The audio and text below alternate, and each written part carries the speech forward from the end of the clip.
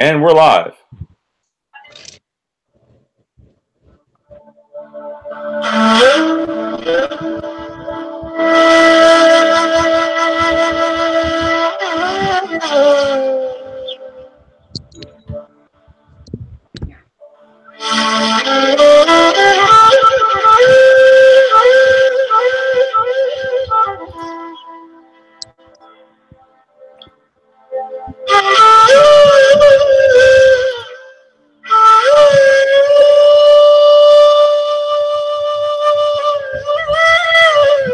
Welcome everyone to our live chat where we have Cynthia Sue Larson with us, and we have a nurse and some of the other folks that are joined with us here tonight. I'm sure you're all very familiar with. I want to start out by saying a prayer. Lord, like David, I need your encouragement in a time of trial and anguish. Thank you that you are always on the throne, always my God, ready to save. Thank you for being the same God to me that you were to David. Thank you for always being near and always rescuing me from my fears and hurts. Lord, help me remember that daybreak might just be ahead, that this trial will not last forever. Fill me with hope that daybreak is coming and that your love will always prevail. In Jesus' name, amen. Amen. Amen. Amen.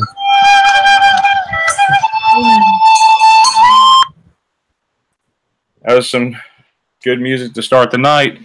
So we have Cynthia. This is a long expected show, a long anticipated one, I'll say.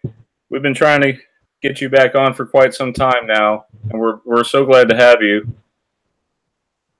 I'm so glad to be here. I'm glad it worked out. Yes, I pray for me. I always get nervous doing these shows. You know, I've done like hundreds of them, and I still get nervous. You're doing great. You're doing great. That's really good. Thank you. Thank you. Yeah, let me show my face so everyone can see me. Hi. Hi, everyone. And no, I'm not in the closet. This is actually my room.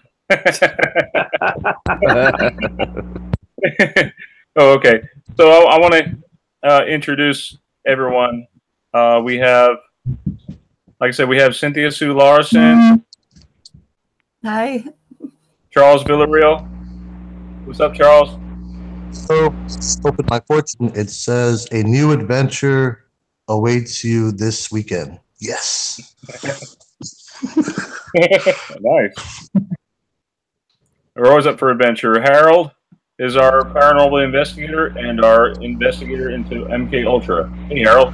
Hey, how you doing, Brian? Hello, Cynthia. Good to have you. Jessica's our nurse. Hey, Jessica. Good to have you. Thank you. Hi, Brian. Hi, everybody. Hi. So glad you could make it. MS E-Man is our E-Man's our preacher man. What's up, E-Man? Hey, how y'all doing? How you doing, Jessica? And how you doing, baby? And of course, Troy. Troy.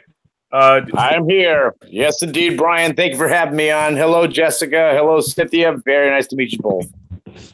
All right, so let's get started. I have a few questions for Cynthia, and then I'm going to open up the floor to everyone. There was one question that I really had last time that I wanted to ask you, Cynthia. And, well, it was, let's see, in one of your lectures, you talked about quantum entanglement between particles across galaxies. And you mentioned that there seems to be a limitation on the distance. My question to you is, as a scientist, like, how do you test quantum entanglement exactly? Like, how do you, is it like a theory, or have they actually like proven it? Okay, that's a good question. And as far as limits go, the limit, I don't remember where you heard that, but the limit would be according to a current test. And theoretically, there's no limit. There's no limit at all.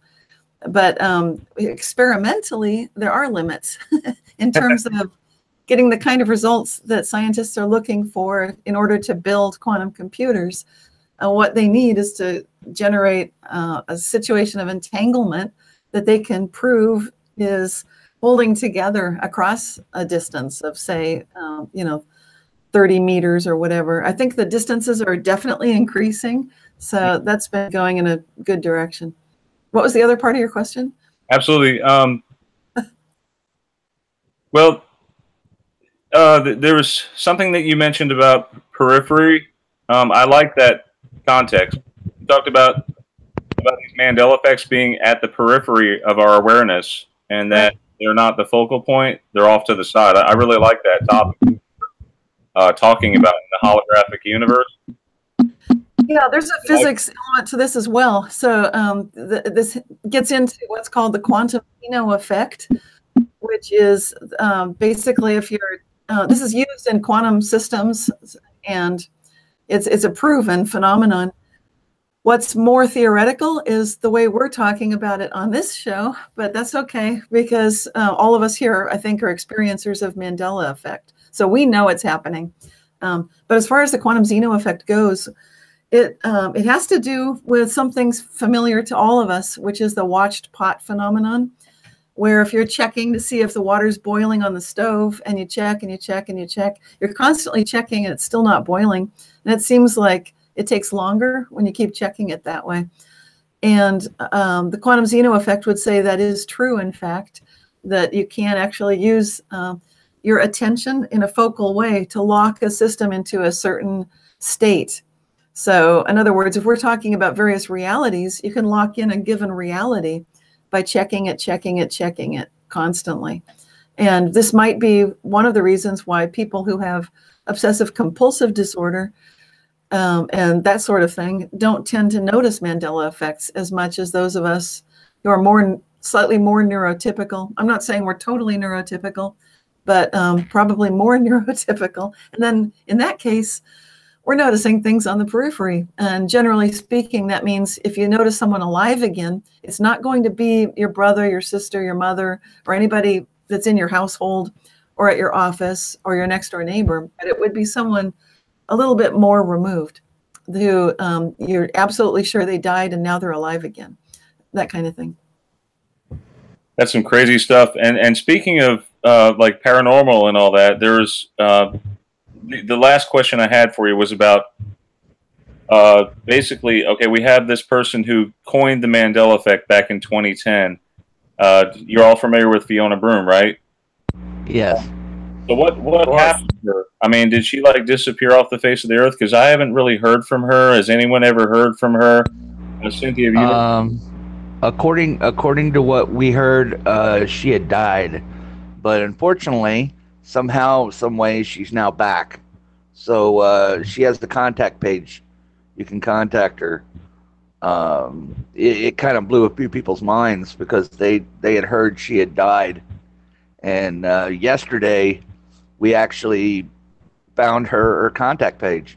So Wow. you can fill out a contact, and she'll get back to you on email. I've actually tried to contact her. I haven't heard back from her yet. But that's a good point, Harold. Thanks. Another thing is, Cynthia? Yes.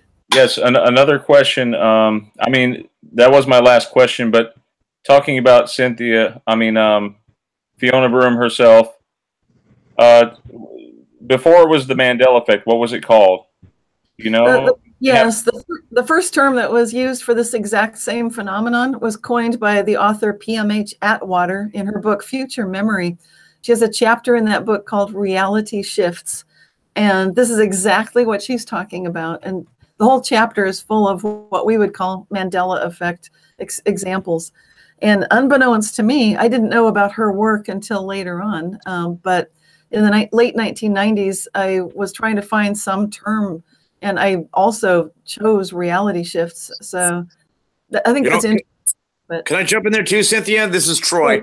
I'm glad you said that. In fact, I've heard of another term called the Toto effect. Are you familiar with that term? How do you spell it? Is it T-O-T-A-L? No, T-O-T-O. Toto, like Dorothy's little dog. Like the dog. Okay. Yeah. No, I haven't heard that. Essentially, this right here was very similar to the Mandela effect as well, which had occurred, not too long ago, and essentially it was the same exact kind of experiences that people are going through.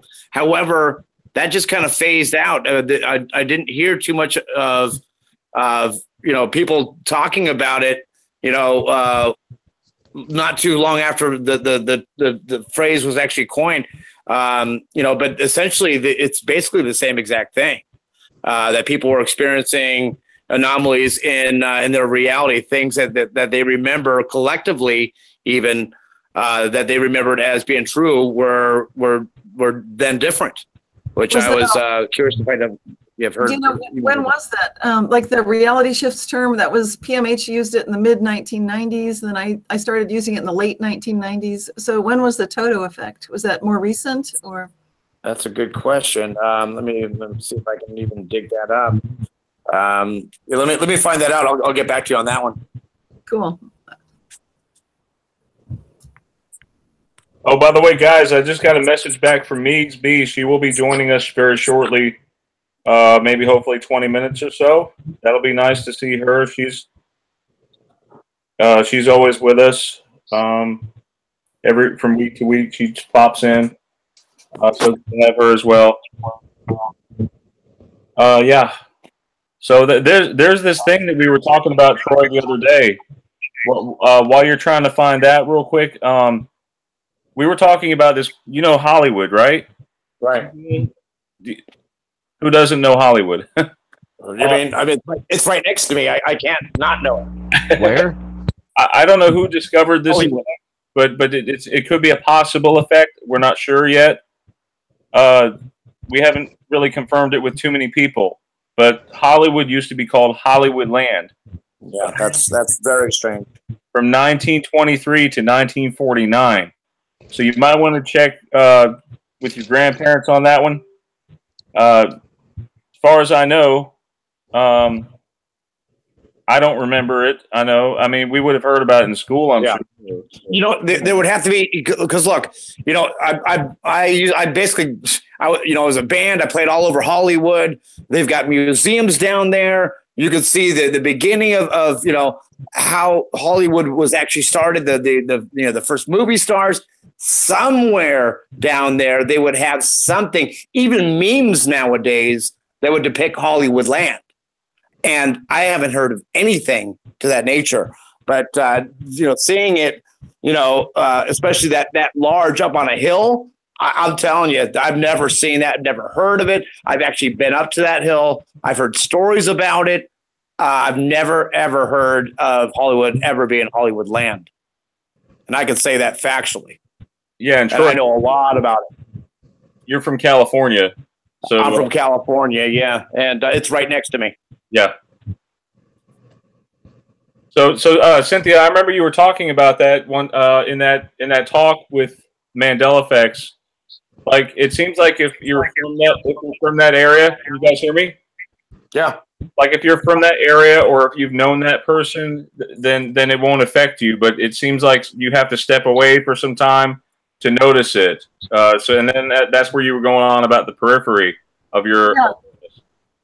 That's right. That's generally true. There are exceptions to that, where if you get into like a theta brainwave state of mind, and if you're open-minded and aware that these things can happen, then you can get some phenomenal real-time effects where things literally appear out of thin air or disappear, that kind of thing. So then you get some pretty extraordinary stuff happening, but that's not typical for most people. I just want to put that in there too. But it's possible. I just want to mention that for a lot of people, they've been experiencing time anomalies, where time speeds up, slows down, goes backwards.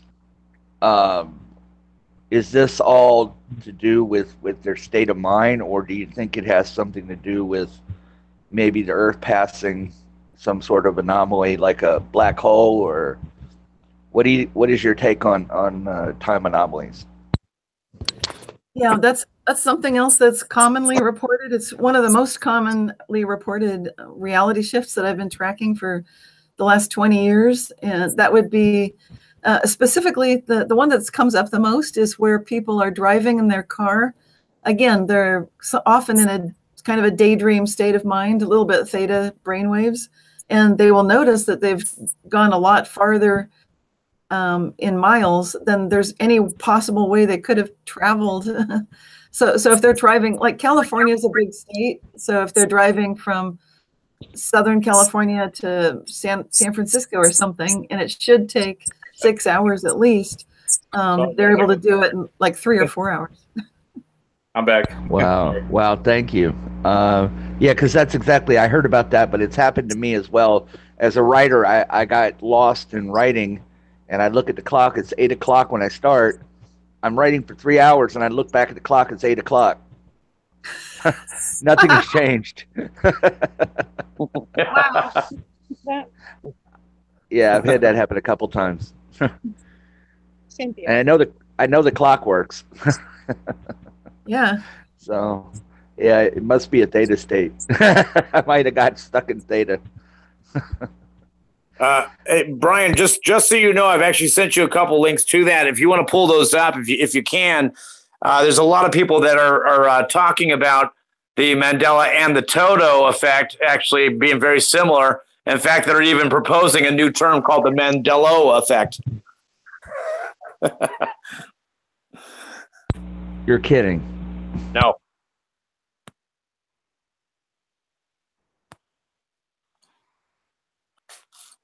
Mandela effect? Is that what you just said? Yeah. Well, in fact, if you want to pull up, so I sent you a couple links. The latest one is actually the proposal of calling the Mandela being, because it's basically dovetailing on or piggybacking on the Toto effect. The proposition to term it the Mandela effect is now being proposed. So, well, you know what that's all about. That's all about division. That's all about trying to make people own sets. And I begin to see that all over this phenomenon where everybody want to have a piece of the pie. Yeah, that's. And I see that. I always say, this is not a piece of the pie that I don't want. No, I'm glad to be a part of a community, but when you start subbing off things, like I gave a coin the other day, I say it's like we becoming the Missionary Baptist Church Mandela effect, the Koji Mandela effect. We got our own little sets now we're trying to create, and it sounds where like you get division. Yeah, it sounds like a division of the community. It doesn't matter what it's called. The fact of the matter is that it's actually taking place, and whoever's trying to profit from this, I mean, that shows that their intentions. If looking a little bit deeper into it, I was actually looking through a couple links, and essentially, it looked like they're saying that the total effect was derived from head trauma. So apparently, we all have been in some severe kind of accident or something, which is that's, of course, that goes hand in hand with them trying to debunk what's actually happening or divert the attention and label us as dingbats and fruitcakes. So crazy. Well, there was a couple little things I wanted to share, and I know Jessica wanted some time to speak with Cynthia as well on quantum stuff, because that's like pretty much her thing. Can you hear me, Brian? Yes, I can hear you fine, Jessica. Can I add a few things? Yeah, go ahead.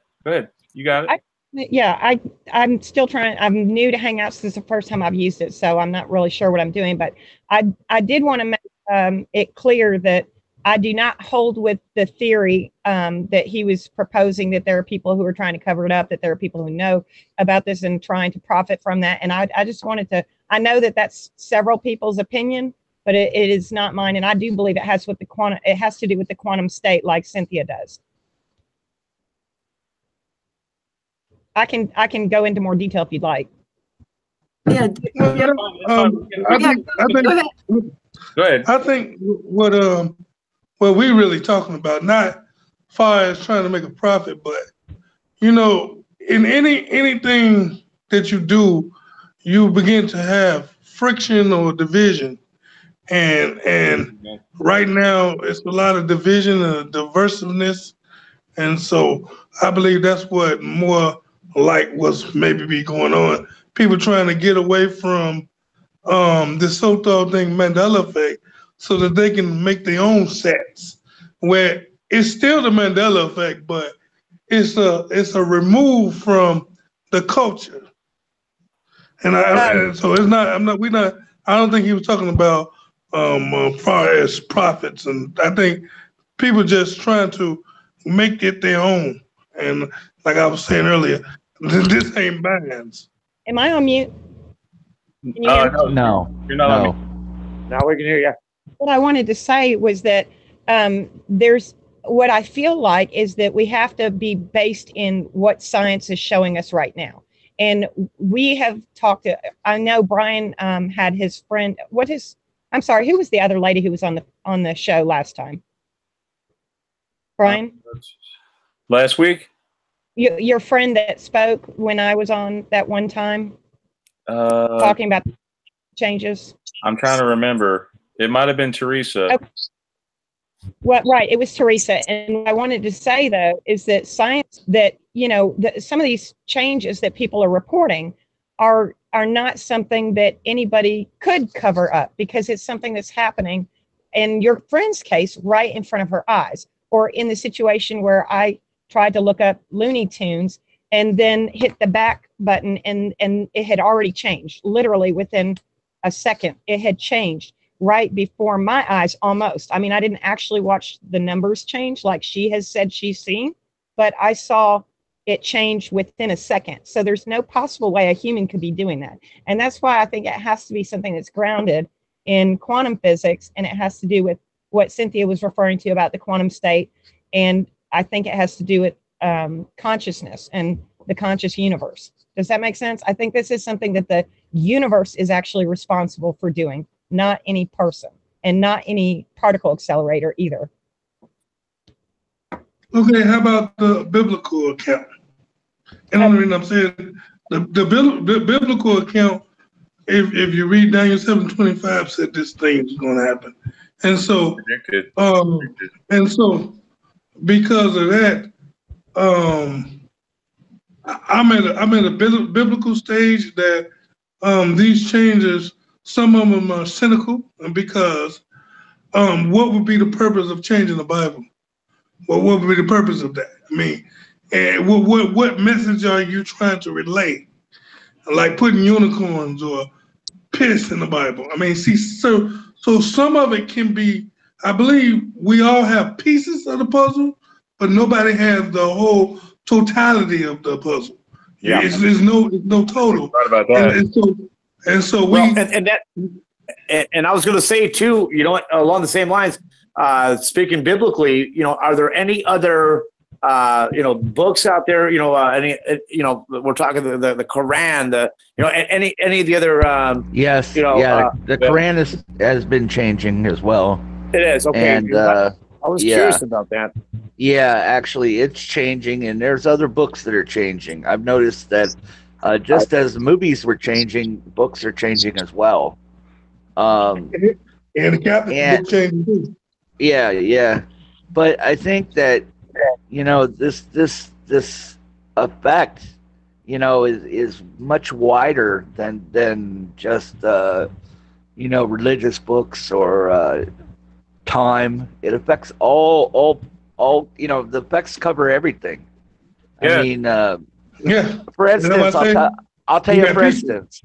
Well, let me tell you for instance. One person went to back to where they had lived before, and there was a house there. There was a dilapidated house, and the fire department decided to use it as a training tool, and they burned it down.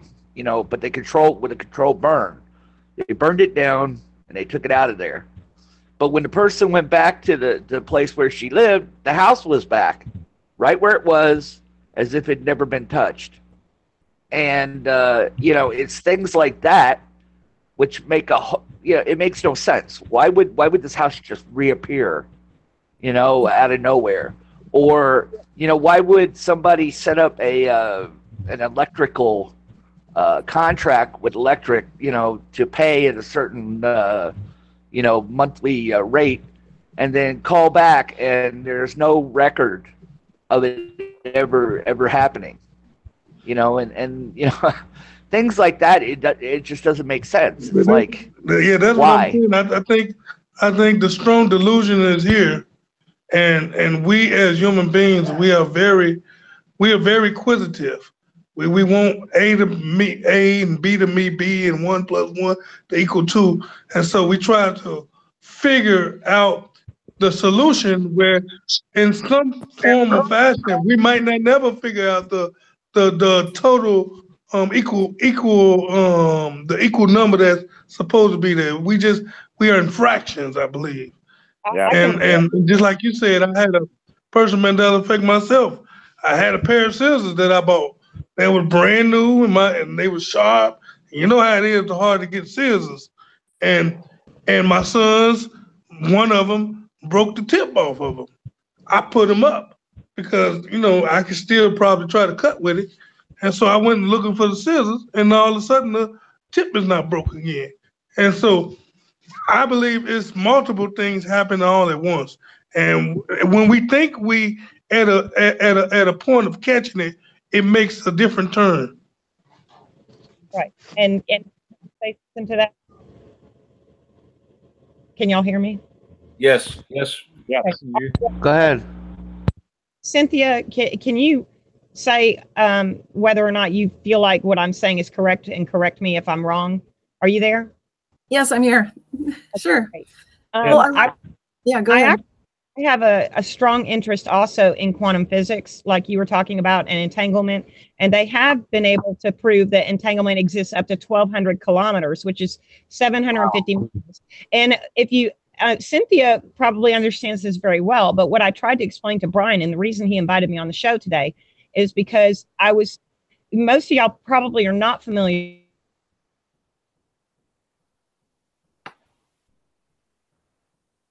Oh, we lost everyone. Hello? Cynthia? Yeah, I'm here. Yeah. Am I still on? Yeah. You and I are still on, but they got kicked. I don't know. Something to do with the network. It's a little bit clogged. It's okay. We'll get them back in. Okay. Well, I can riff on what Jessica was saying. I think I can All right. pick it up for her. Am I back again? Oh, she's back. Yes. Hey. Am I back? Okay, good. Perfect. I'm sorry. I don't know how that happened. I just got disconnected. Yeah, Can you hear me? It's a lag issue. It's fine. We're okay. Yes. Okay. What I was going to say though is that if you set aside what you believe about reality, then you'll start to know where to begin to start to understand what quantum physics is already showing us. It's not something that matches with our idea of normal physical reality, and the everything that makes sense in the large scale completely goes out the window when you go down to the quantum scale. And there are positions of states for particles where they can be in more places than once, and also be nowhere at once. And they can go through one side or another, and they have not been able to figure out why this phenomenon occurs. But when they try to measure it and use a detector to examine it, it stops behaving like that on a quantum level and starts behaving like the regular expected reality that we deal with every day in our everyday lives. And that's why I'm telling you that this quantum physics is where people need to start to understand where what's happening with the Mandela effect. And I understand that you have to look through history also, that throughout history, humankind has always taken anything that they can't explain and chalked it up to biblical reasons. And I am not an atheist. I believe in God, but I'm more of a Unitarian person that believes basically there's one God, and that everybody who has a different religious belief, like Muslims or Buddhists or Christians, they all are just different ways for humankind to have developed a way to connect to that God. So I don't really think there's more than one God. I think it's all the same God that we're all worshiping. And I think that God is more in a universal and spiritual sense, and not in the biblical interfering with our everyday lives and performing miracles right in front of our eyes thing. But that's not to say it's not possible. And I do think it does happen. And I think quantum physics is what makes it possible. But that's still within the natural laws of reality. Does that make sense? Yeah, I like what you're saying. And I'm actually on the same page with you in pretty much all regards. So regarding the religion aspect, what you said about the one God, I think that's definitely true. I think humanity, we're limited by our senses and by our ability to perceive. So if we expect that we could possibly know the full truth about the idea of a God, I think that's hubris on our part. Right. It's a little bit ridiculous. And as far as quantum physics, I love that explanation for the Mandela effect. That is exactly my go-to. And then we get into which interpretation of quantum physics are we going with. And as far as that's concerned, I don't have a final answer. Right. But it does look like things are in progress. And there's a lot to like about several of the different theories. And as you mentioned, super is extremely important. And the observer is extremely important. And this is where we definitely see a difference between the kind of science that we grew up with, classical science, where we have been taught that we can have an objective experiment where there's no interference between the observer of the experiment and what's happening, and then absolutely 180-degree different result with quantum physics, because the observer pretty much always affects the outcome in spectacular ways.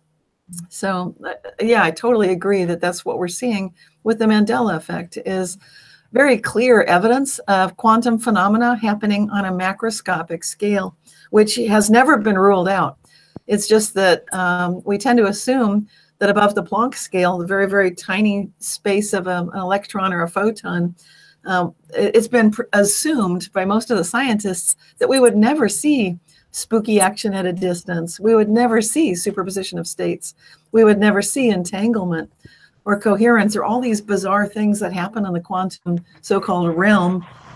But actually, we're witnessing it a lot more than we think we are. So I agree with you, Jessica. I agree with you completely. What you said on a macroscopic scale, I agree with that as well. And I think that's one of the other issues that I study besides quantum physics is near-death experiences. And I know that there are multiple accounts of near-death experiencers who have actually reported dying and returning to the light or heaven or whatever you want to call that, and then waking up on the side of a shore where they had drowned by themselves out at sea or out in a lake where nobody else was, and they have absolutely no idea who rescued them. They have absolutely no idea how they're still alive, but there they are, and they're reporting this on huge numbers. But people don't actually examine these incidents because it doesn't match with what the scientists can actually replicate. And replication is the key. If they can't replicate an experiment, they dismiss all these personal first-hand accounts of the Mandela effect. It's dismissed because it's not replicable. And they dismiss the reports of people who've had near-death experiences because they can't replicate it. And so if nobody was there to witness this person dying, then they wake up, they didn't die. There was, that whole thing, if a tree falls in the woods, is there anybody to hear it? Well, if there was nobody there to witness somebody dying, then they, if God intervenes and decides that it's not their time, then they didn't. And it's that simple. And that's a macroscopic example of quantum physics in action. Absolutely. And one of the last talks I gave to a public audience, it was a group of several dozen people. And I mentioned one of the experiences that people tell me about, and they usually do it privately because for some reason it's not accepted in our culture, but it has to do with facing absolute death because a car is coming at them, or maybe a large vehicle like a Mack truck, something big like that. And then they just brace themselves. They know they're dead. They know it's over. But then when maybe they don't even close their eyes, maybe they see it coming at them and suddenly it's gone and now it's on the other side. And there's an example of exactly that, where a sheriff's officer was standing outside his vehicle and a truck was coming at him. And he said the next millisecond, he was all of a sudden standing on the other side of the car in safety zone. And he said, I had no idea what happened. I knew I was dead. There was no doubt it was going to hit me. And then all of a sudden I was 20 feet away. And that's a macroscopic example of quantum physics in action as well. I gave that talk. 3 people after that talk, there were only like 40 people there. 3 of the 40 people individually came to me afterward and said, that happened to me. So this is people won't talk about it because they think that, people will think they're crazy. That's right. They assume that it's that they're the only one it happened to, or they don't. It's just it's awkward. It's a big secret, but there are lots of people this is happening to. Yeah, I've actually taken an informal survey out of the people I know. About 60% have recognized or been a personal witness or has something completely unexplainable happen to them in some way, shape, or form. Yeah, and these are miracles. I believe we all have the ability to do these kind of things, because if you like if you say science and all of that, we really only understand 10%. But every now and then we may operate out of that 10% over that 10%, and ourself maybe our brain may be a quantum computer, but we only access 10% sometimes, and sometimes we out of that state. And so I understand that, because even the biblical account of quantum mechanics was there in the past. Because if you look at the angels of men, angels of God were sleeping with the men of a man, they had to be in a different state of mind to sleep with an angel, somebody that we can't see right now. They was in a different state. And so it was the sons of God were having sex with the daughters of man. Yeah, and they were angels, and they was angels, and it was giants, and it was men of renown in them days. And so we probably been in these states for a minute, but we don't have the ability to access that portion of our brains all the time. And it's sometimes when it's needed, it activates. But where I come into a different mindset of some of this is that don't explain changes of words in the Bible. I mean, especially cynical things. Can I say real quick? Sure. Because we had a question that I've had to post like 3 times. It came from Flirty Gurdy, who says, why are we not in sync with the Mandela, and why are there residuals? It's a 2-part question. Because not everyone sees the same Mandela, but yet we have Mandelas that we all have in common, it seems. And then there's residuals of like everything. So it's confusing. It's like a land of confusion, it seems. Who wants to take that one? You know what? Do you remember me explaining to you what I felt like had happened, Brian, personally? It was a while back. It was back in, I think, September. It was last year. It was the last time we talked about quantum physics and mechanics. Right, and this goes back to, and don't get me wrong, I think that quantum physics is an act of God. I think God uses the laws he created for our universe to be able to perform miracles. But in the explanation that I think makes the most scientific sense is that our world line, because, if you go into, cosmology and physics and astrophysics and all of this other fields, you'll learn about the multiverse. I'm sure you've heard about the idea that there are multiple universes, correct? Yes. Okay. Well, that would mean there would be multiple world lines. And when I say a world line, I actually mean a universe line or whatnot. And if you've got an infinite number of universes and they're operating on a very slightly different, and I mean very, very subtle differences in some of these closest vibrational experiences, it's hard to explain without using words for physics. But if we're on a world line and there's another world line that's very, very close in frequency with ours, and something happened to our universe, we would be shifted imperceptibly. Our consciousness would be in our version of the exact same person in the closest vibrational universe to us. And so some people would lose their memories. It's like, I think you have a quantum level of memories as well. So you would have the old universe's memories, and some people would have their, the new version. Do you see what I'm saying? So you have some people who can remember the old world line memories, and some people that have the new world line memories. Does that make sense? I said that before. I said that we may be on different frequencies, and that's the reason why some see and some don't. Right. But I still go back to the point is I understand that, but some things quantum physics can explain some of the changes, but like the United States shrinking or South America moving 33 degrees off of kilter. Right, but if you went to a universe that was slightly different, then that would be to be expected. But some people would carry their old memories because your consciousness would have to merge too. And I think that your memories, one memory would be more dominant than the other. So like if your exact replica is in the next universe and your consciousness merges with that consciousness that is still your consciousness, if you can wrap your brain around that, then you're going to have one of those particular memories that's going to win out. It's going to be the dominant memory that you hold and true to yourself and think, no, this is definitely the way it was. I remember. And the other memory is negated. Does that make sense? Yeah, I mean, so that means a whole lot of us have died then. Or a whole lot of us but you didn't. Do you see what I'm saying? Though you didn't. It's quantum physics. You can be both alive and dead at the same time. It's transferred, brother. Hey, I was wondering, Jessica, if I may ask you about this one. Have you ever heard of the rice experiment? It's an experiment you do with two containers of rice. One you speak nothing but love, and the other one you speak nothing but hate. And plants, and yes, plants have especially shown to be more receptive to loving energy. But that's talking about energy states, and when you're exuding positive energy, that absolutely has an effect on anything in the vicinity, and I think it has a butterfly effect in the universe itself.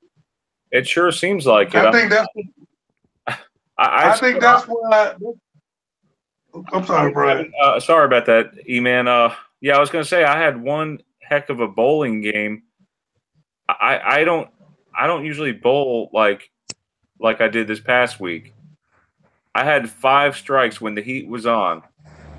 5 strikes in a row to the very end, and man, I just nearly blew up the place with my voice. I said yes, just excitedly. I mean, it never happens like that usually. But I love the excitement of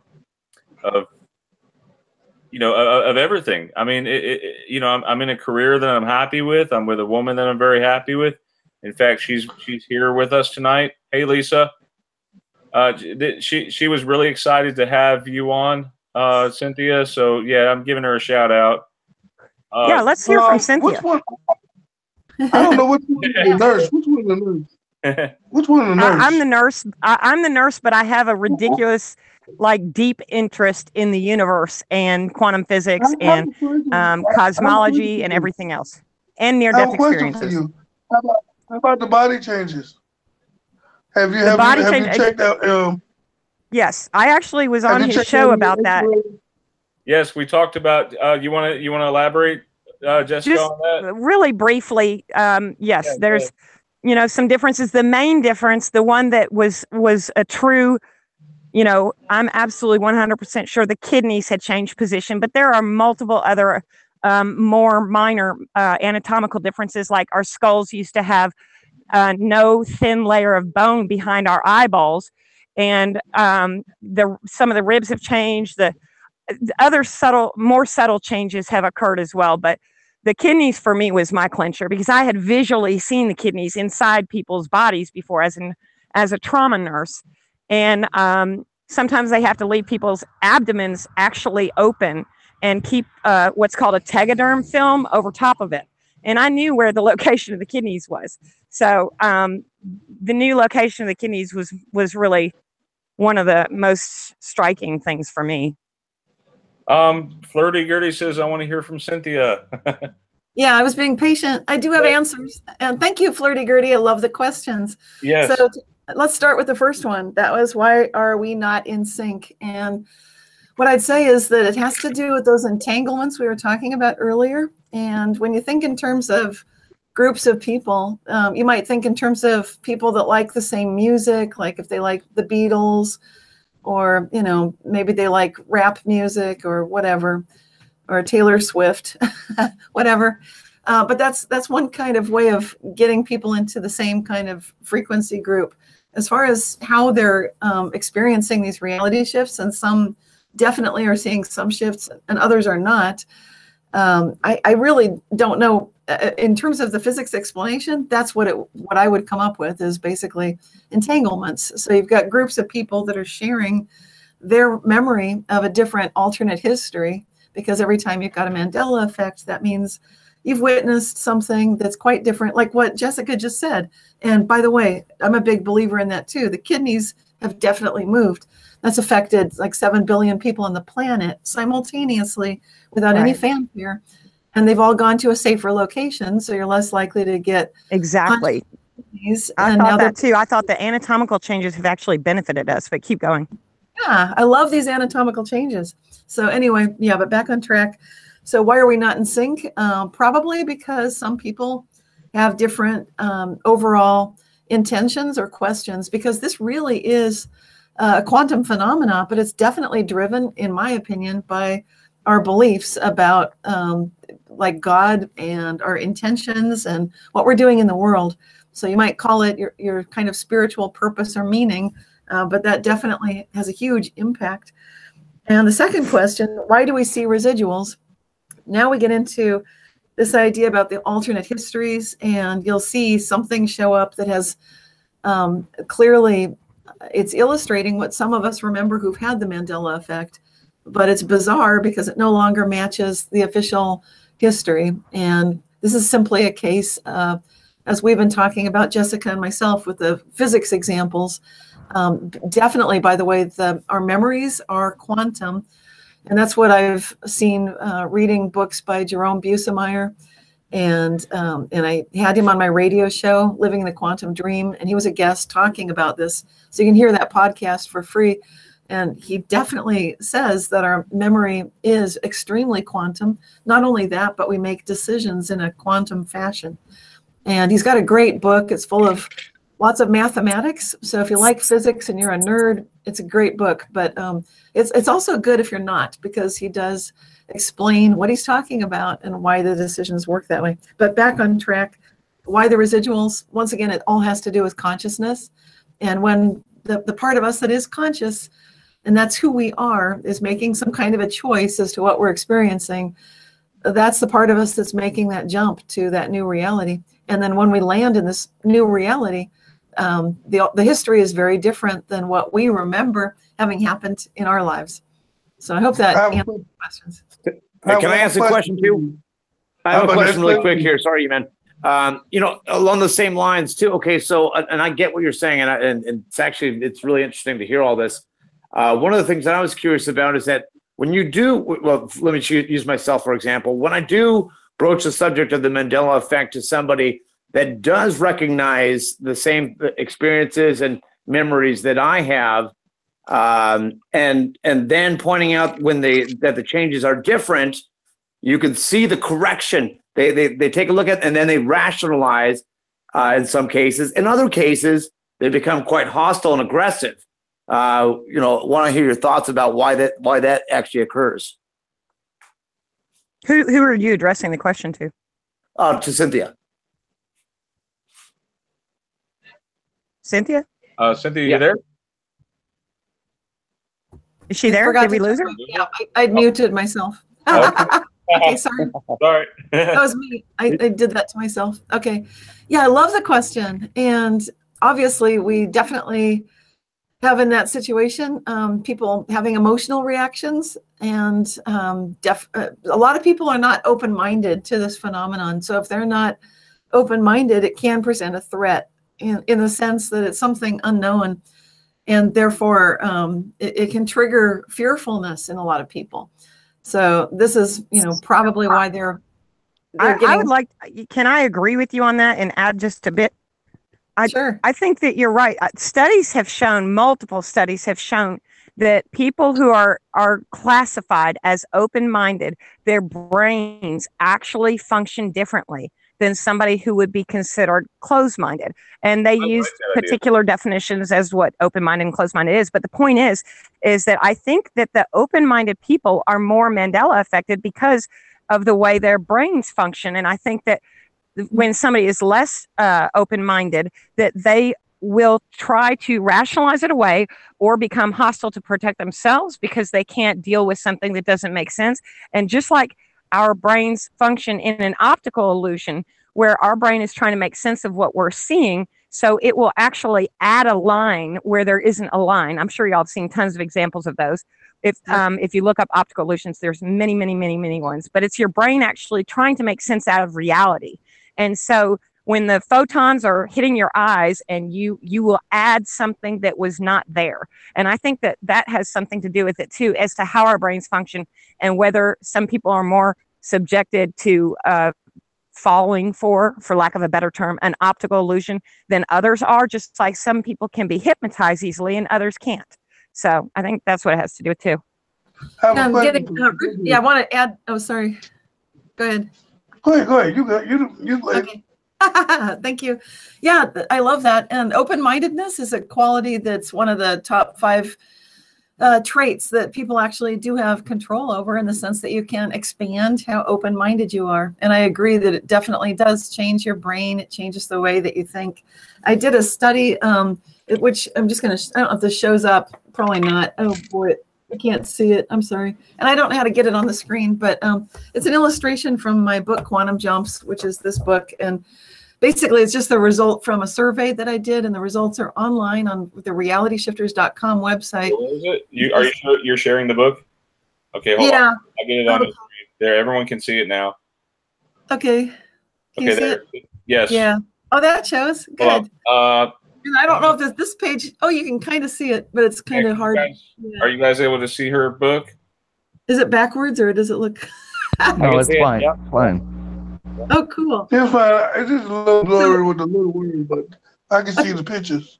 Yeah, the picture shows that when I did a survey, how do you shift reality, and I surveyed hundreds of people, and this goes back into the 1990s. You know, back when I first started the website, and I've redone the survey 13 years later. So I've got 2 data sets, and that's very interesting to show how people's reactions to these reality shifts, Mandela effects, have changed. And if you look at, I don't know if you can see the numbers, but the 30% has to do with feeling curious when they see a reality shift. Now, obviously, this would probably be a more open-minded person. And that I have a question for you, Cynthia. To me, Cynthia, I have a question for you. Go ahead, E-Man. You go ahead, and then I wanted to say something about the sower, because what you just showed us. Go ahead, you go. This is your show. No, it sounded like the story of the sower. You know, where Jesus throwing the seeds, and some people hear it and take it in, and other ones don't. You know, I'm sure you could elaborate on that. Mm-hmm. Go ahead, E-Man. I'll let you take the. Go ahead. Yeah, Cynthia, I got 2 questions for you. The first question is, why are we so aware of the changes now? That's the first one. Because I wasn't aware of this. It seemed like the vibration or the awareness is increasing. And the second part is the quantum state or quantum mechanics happening on its own, or is somebody manipulating things? And the only reason I'm saying that because they say they have quantum computers and that they can change certain things and reach into other dimensions and make a effect in our world. And so are we at a point like NASA and Google at a point where they can actually type it in and it becomes reality?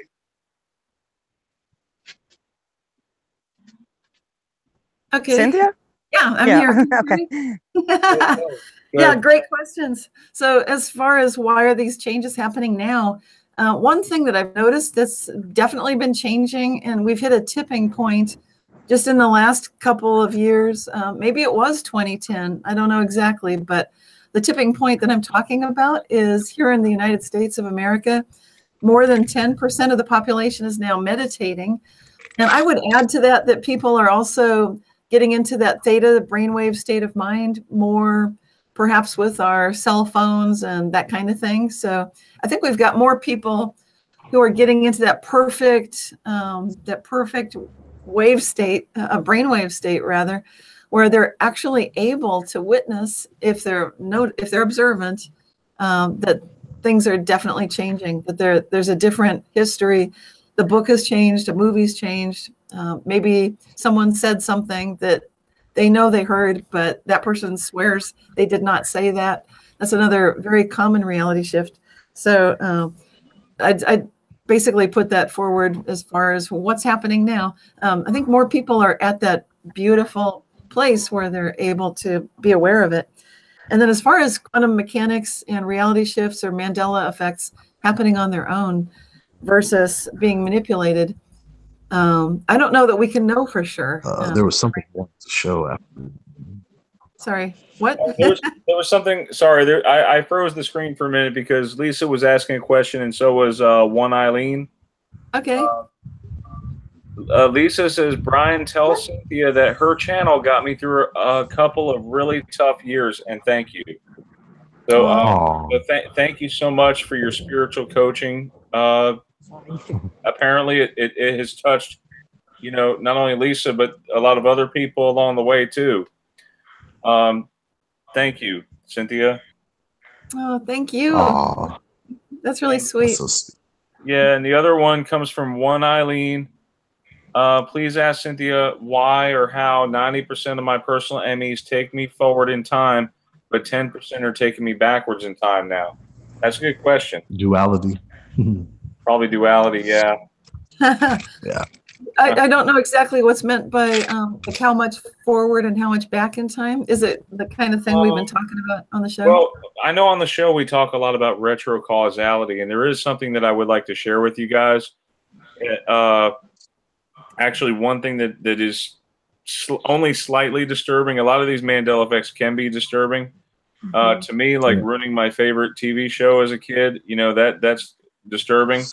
And then another one is like Back to the Future. I don't know if this is a periphery thing. Maybe I just didn't pay attention too much. I don't know. You guys help me out here. I've got some things here to share with you. But you want to take that one question real quick while I share it? Oh, about the 90% going forward and 10% going back? Yeah, is that like having to do with retrocausality, or is that something totally different? Yeah, I'm not sure I understand exactly what the question is. I know most people tend to be forward focused, so not so many people are looking back. We tend to assume that things that have happened we all agree on, and that's like, why would that change? We still have a bias that way, even those of us who've had Mandela effects. So it's possibly just what's being paid attention to, but I'm not sure I understand exactly. That's what I'm trying to get more clarity on the question. Okay. And I have photos in my Google Photos that's coming up that I'm in it, but I don't remember being in it. I mean, I understand about where you say what we observe, but how can you have a physical reaction to something that's physically that you're physically aware of, that you see you, but you don't remember you? I mean, literally, I got at least 7 photos of my Google Photos. I know what you mean. That I don't remember.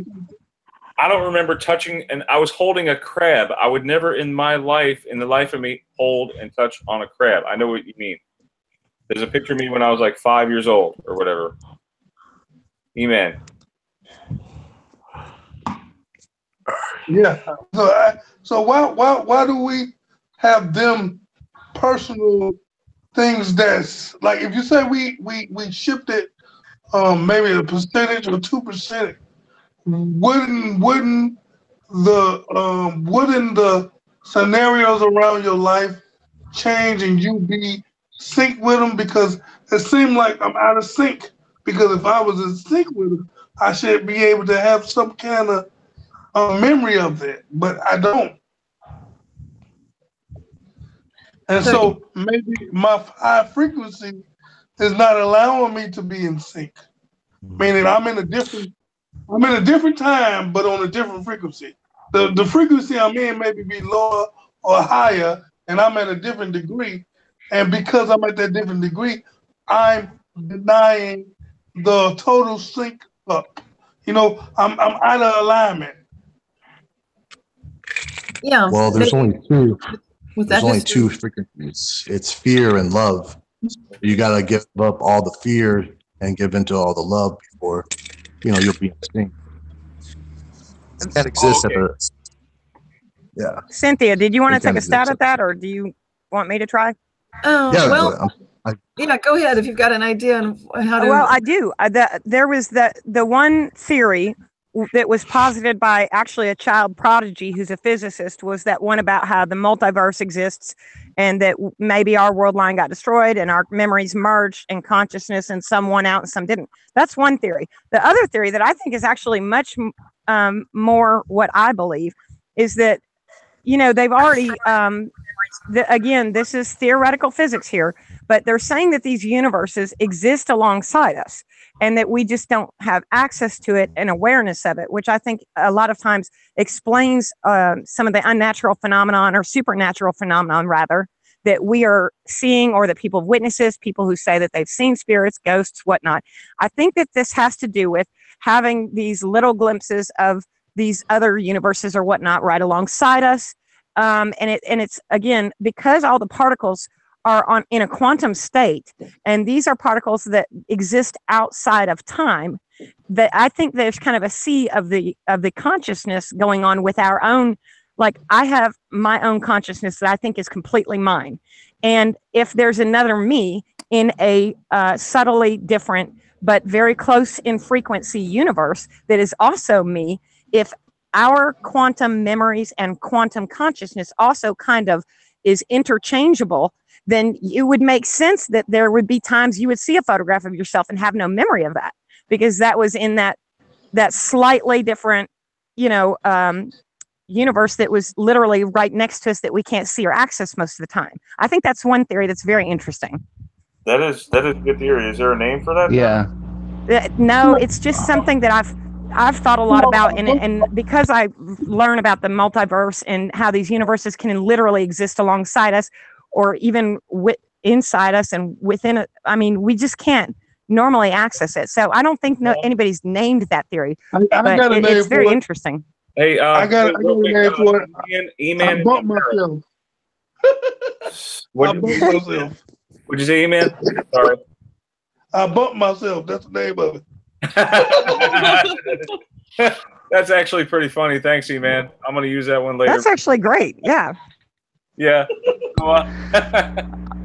I have a question. Actually, in an observation here. Let me just say this, Charles. Knowledge. I noticed that the quantum state exists on a macro level. I've seen it. I've seen it happen. Superposition. I've seen this occur.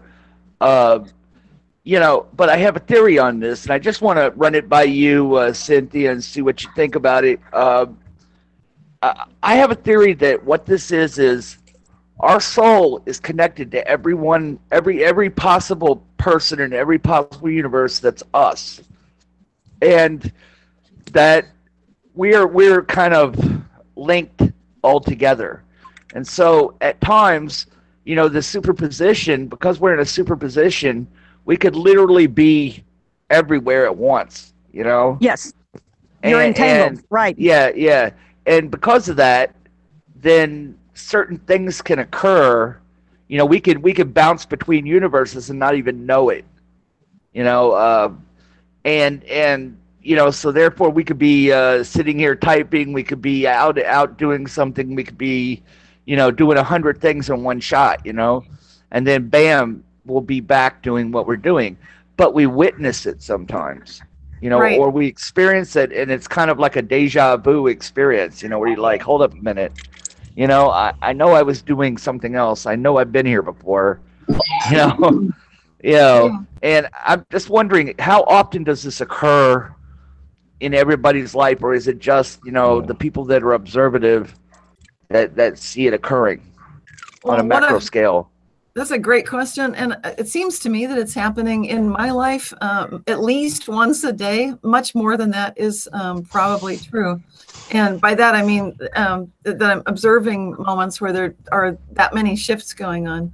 And this has been happening for a long time. And that's just what I'm aware of. So when we look at nature, we notice macroscopic quantum effects are happening a great deal more than people had ever realized, such as plants photosynthesizing using quantum processes and birds navigating with that. And in fact, our sense of smell also appears to be another quantum process. These are all things I share on my website and also in my books. So it's Cynthia, I just watched that. I just watched that documentary about the birds. Yeah. And so I cover all this in my book, Quantum Jumps, and I get into placebo effect also, give a lot of examples, things you can do to literally become smarter, stronger, you know, all that stuff. There are things you can do that don't cost any money at all. Like if you want to feel like you're understanding quantum physics, just point your fingers to your head. That's been proven scientifically to increase your ability to comprehend things. As far as why that's happening, I don't know. You know, but there are lots of things you can do that are just that easy, and we do it all the time. So it's a very normal process, and that's. Cynthia, can I ask a question here really quick? So would you say that we are the alpha consciousness right now? Oh, you mean as we're talking and carrying on a conversation? Yeah. Right. I mean, we're aware of what's going on, and what I'm understanding is that there's multiple levels of us. So basically, we're existing in all these different levels of consciousness. But would you consider like us to be the alpha consciousness? Because I'm imagining that there's many of me out there doing whatever else everyone else of me is doing at this very point in time. Or you're perceiving yourself to be kind of level of consciousness. You're perceiving yourself to be. When we talk about the multiverse, that as those theories and interpretations currently stand, they do not include free will. So there's a bit of a difference. And when we talk about free will and we talk about God and that kind of thing, then we're getting into an optimalization, which has a lot more to do with what you'd call the Copenhagen interpretation, the collapse of the wave function, and the observer's effect. So truthfully, you know, we're kind of mixing apples and oranges a little bit here, which is fine. You know, it's okay because we don't have the final say on the final interpretation. When you talk alpha, are we alpha right now? Probably when we meditate a lot like I do, then I'm able to maintain a theta brainwave state even as I'm in an alpha. But I think what you mean by alpha is the alpha, you know, being the primary. Is that what you mean? Yes, that's exactly right. Okay. Yeah. So in that sense, you can feel where that is of all the possible permutations of you, because in quantum physics, we're looking at possibilities, and it's like your imagination, all these possible realms, which literally can be quite true, and they're very available to us. And so the alpha you is the one where you feel most engaged, the one where you feel most alive. The realities where you don't feel alive and engaged, those might be dead-end realities. So you're actually being called to find the optimal you if you ever feel like you're not fully there, or you know, because sometimes you feel that way. It can honestly I have a question for you. Like knowing that there could be possible 4.3 quintillion versions of yourself out there, you know, that's pretty overwhelming when you think about it. And I had to say, I had to kind of break in a little bit because we had some questions come through the chat. If you don't mind, guys, is that okay? Yeah, go ahead. Okay, we had one Eileen Colts was clarifying her question a little bit. She said, "Tell her about my new tires disappearing off my car." And then the other thing was my apartment building got a new name, and then a year later it went back to its original name and paint colors. And so she was talking about 10% of the time in the past and some in the future, something like that. So some weird disappearances, changes. How could new tires disappear completely off your car, right? So that would have to be something quantum. Yeah, I don't know. I don't know what that means in terms of past or future. So not clear. Are you guys clear on what that is? Yeah, Maybe my theory is what I said is I think that we might have shifting consciousness, and that we always perceive ourselves like we're having this conversation right now, and we're all perceiving ourselves to be the alpha consciousness. But if there are other versions of us in these universes that are very, very, very close in vibrational frequency to ours, then, you know, if her alpha consciousness or whatnot was all of a sudden, you know, that might not have happened. She might not have gotten those tires. Do you see what I'm saying? Like, I think it explains a lot of the very weird things that are supernatural, or that, like, she bought the tires, the paint colors changed. That I don't think the paint colors changing could be anything but literally a shifting into these other frequencies of universes that are so similar to ours that it's imperceptible to us. And that's why I theorize that our consciousness is kind of just, we always perceive ourselves to be there in reality, but I don't know that it's that simple and we can say that. Yeah, she's asking. She wants to know about the past and the future too. Do you know what she means by the past and the future? The past and the future. Yeah. Yeah, I'm trying to get more clarity on it. Oh, we got Meegs in here. Meegs, hey, what's up, girl? Oh, what's up, What's up, Meegs? Hey, Cynthia. How's it going, everyone? Doing good, Meegs. How are you? Hi, Megs. I'm doing swell. Just fine. Just enjoying the chat with you guys. Oh man, it's been an interesting show. I asked Lisa how she's doing it. She says a big yes, capital letters yes. She's enjoying herself. Oh, cool. I got one question for you. Real quick, I'm sorry to break in again. I'm sorry, guys. We got 2 questions from the chat. What is the best estimate of those affected by the Mandela effect? Raleigh says. It's the questions for Miss Larson. And Lisa says, ask her about quantum entanglement and twin souls. Is that possible? Go ahead. I'll let you take those. Okay. Yeah. What was the first question? Sorry. What is the best estimate of the worldwide numbers of affected people? Because I could have sworn it was in the millions, but I think I could be wrong. It could be thousands. There's a difference between, just talk about the kidneys. They've pretty much changed on every single human on the planet, right? So that's what, 7.5 billion? Right. But the thing is, when you look at the number of people that admit that they've experienced a Mandela effect, that's different. So it won't be 7.5 billion. Not yet. Maybe 1%. All right. And then E-Man, I guess the other question was about twin souls and quantum entanglement in that respect. And then E-Man's question. Go ahead, Cynthia. I'm not sure what you mean by the twin souls, the entanglement, but probably if you believe in twin souls, then you understand that there is an entanglement between 2 people on a very strong level. So to the degree that you might know someone when you first meet them and feel like you've known them forever. I mean, honestly, that's the way I feel about a lot of you guys here and a lot of you guys in the chat. I feel like we've known each other, it seems like, our whole lives. Like we seem like we're entangled together, maybe. Yeah, I think so. It sort of feels like that. I feel like a general sign of relief here, like whenever we are speaking live on these shows. So yeah, I'll go ahead. I'm sorry. Whoever was next. You know what? I used to love science, and I love watching Star Trek. So maybe this is one of my Trekkie questions. This is my Trekkie question. Why right now it seems like our world is breaking down, and it's really breaking down bad. And so is this quantum entanglement? Are we causing something to resonate out of the earth that shouldn't, or are we off balance with the magnetic sphere? Because our world is talking. I mean, we having earthquakes, and the world is splitting up, and America is shrinking.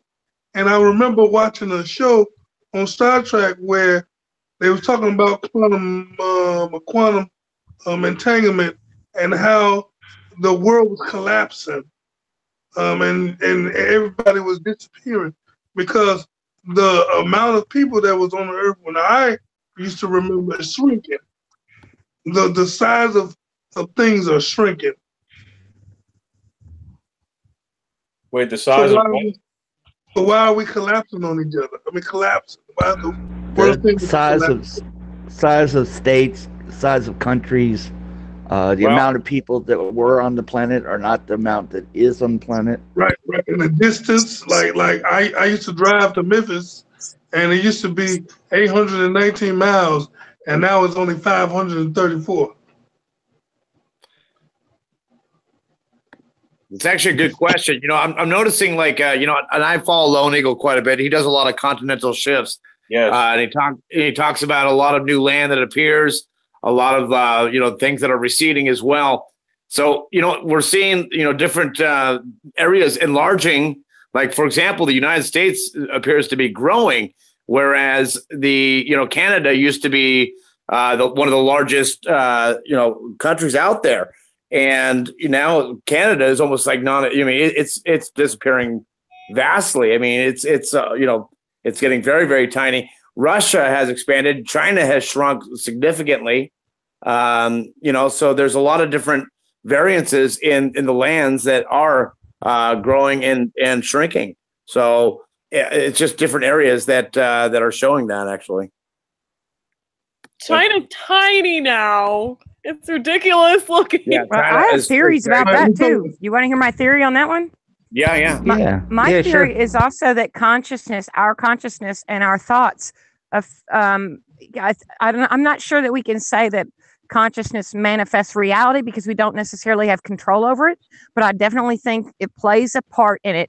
And I think now one of the reasons that we're so aware of the Mandela effect is because of the gift of the internet and connecting with other people and being able to find other people at first on an anonymous basis because nobody wanted to think they were crazy, and then connecting on a personal level to you find enough people who say, yes, I've experienced this too. Mm-hmm. And then you can form groups and you keep it secret for a while, and then you make it open because you realize this is a large scale phenomenon that a lot of people are experiencing, and you stop being ashamed of the fact that you're crazy, right?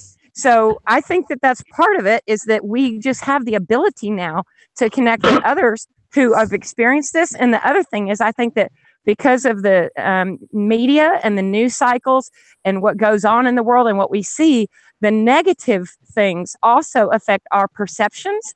And that as we perceive things to be getting worse, I think that might have something to do with the world's population as a whole. We have a collective consciousness. I agreed with what that man said about the fact that we're all connected and that we've always been connected. We're in a sense, we've always been connected to each other. I don't know how else to put it. Entangled, you could say, because at the moment of the Big Bang, we were all smushed together at the size of an atom or smaller, or perhaps even created out of nothingness itself, which means that at one point, everything we experience in our physical reality, the universe on the grand scale, was on a subatomic level. And it was possible that because at the moment of the Big Bang, we were all entangled. And so if we are connected with each other and we do have a collective consciousness that we kind of return to after we pass away from our physical reality, then I think that as our physical thoughts, the thoughts that we're having, the world's getting worse. Oh my gosh, there are all these wars. I didn't like this election result, or whatever it is that we're experiencing. And these negative thoughts, I think, almost affect reality. It does. It does. You see, I think it affects how you drive. It affects the words that you say to the loved ones and everything else. It does have an effect. I've noticed that when I get more in the light, the less the dark is. You know what I'm saying? Right. So I've heard this Indian thing about two wolves. You feed whichever wolf, the good wolf or the bad wolf, whichever one you feed the most is the one which you become, pretty much. Right. And right now, the world, a lot of times, I think, has a negative worldview, and people perceive that things are getting worse and the planet's getting overpopulated and that we're running out of natural resources and there's so many wars. And I think that collective consciousness actually affects reality. Well, you know, they said, is this a Mandela effect or what? They said we were going to run out of gasoline by the year 2000, and what happened? We still Nothing. have gasoline today, and the gas prices are back down low, back below $3 a gallon in most areas. Well, we also have fracking now. We didn't used to have fracking. Oh wow! I have one more question. I mean, I know I'm gonna have way more than one more question. I don't know why I keep saying that. Oh, go ahead. I got another question. I do that too. I do that too. You guys know that. I got another question on my head. Then, okay, how sure? And this for everybody on the panel, but the science people that study this. How sure, from a percentage standpoint, are you on the theory that the Mandela effect is 100% causing it, or 10% or 20%? What is your percentage on the cause? Is it are you sure it's 100%, or how sure are you? Wait, on the cause? Now, how sure on the theory that you present is the accurateness? Meaning the percentage of your I mean, you know how you say I'm very confident. Is you 100% confident that it's the quantum state, or are you maybe 30 or 20%? You know, because I know I'm an open-minded person, and I know I can't be 100% on nothing. I know I'm about 20 here, 20 there, 20 there, 20 there. But how confident are you on the theory that you perceive? Cynthia, you want to take that? Yeah, well, right now I'm really confident. I'd say about 95% that we definitely are witnessing quantum macroscopic effects. And the reason I wasn't that way 20 years ago. It has taken me time to adjust to what I've been observing and to really, kind of feel comfortable with it, because it can be disconcerting, to say the least. But the reason I say that is because when I look into the quantum physics, I recognize that the true nature of reality is that it's built on what we would never call real. So, we look at an atom, it's made of things that look imaginary almost. And when we get to the core of it, I believe what we're seeing is consciousness itself. So that tells us that it's very much like what you might hear in the spiritual traditions, that everything is made of love, that everything is made of pure energy, and it's made of thought. And I agree with her also on that 100%. Yeah, I agree with her completely. I think that everything that she said is 100% correct, and I think that the quantum aspects of it are exactly what we're experiencing, and how this is happening and how we're actually seeing it.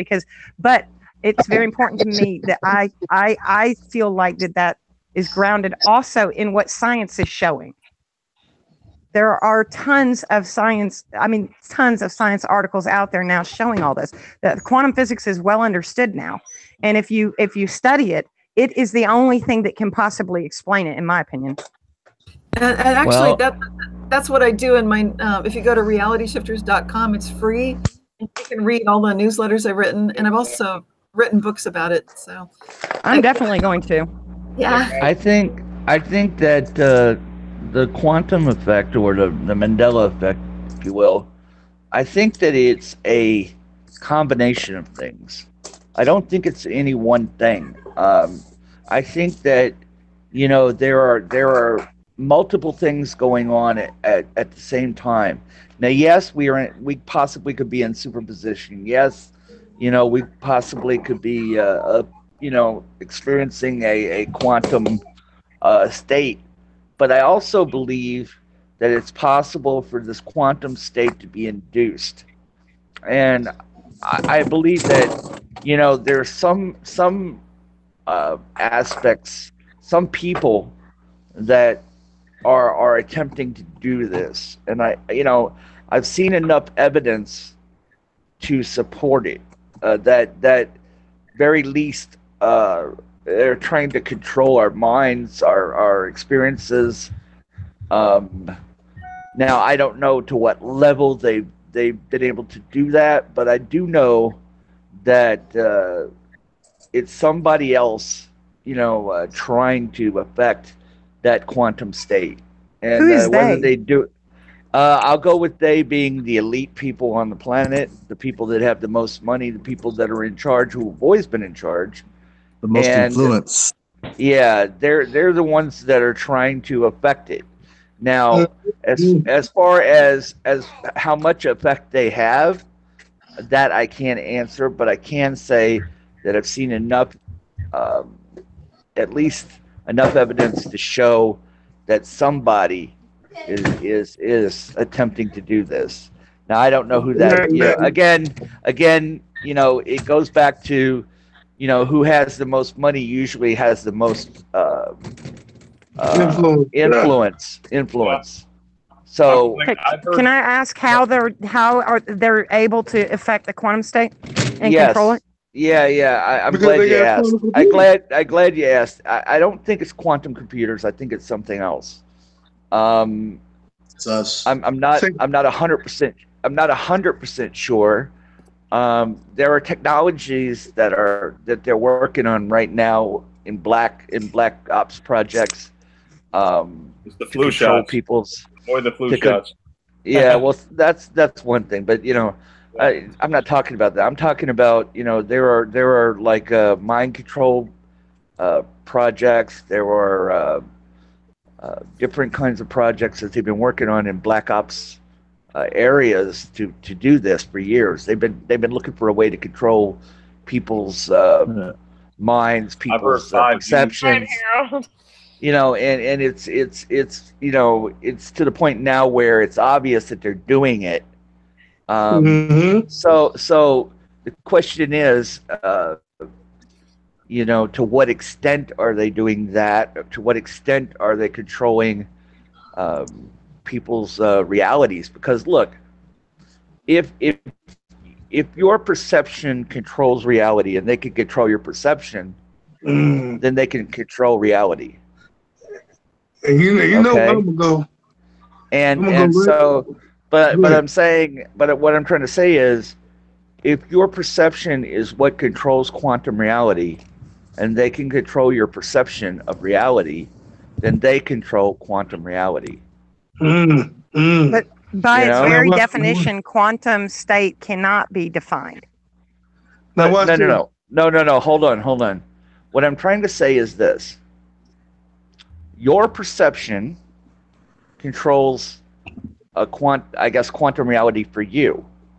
Okay, so for instance, if we're always changing, if we're always shifting between states, then it's your perception of those states that cause the shift. But what if someone has the ability to control your perception of those states?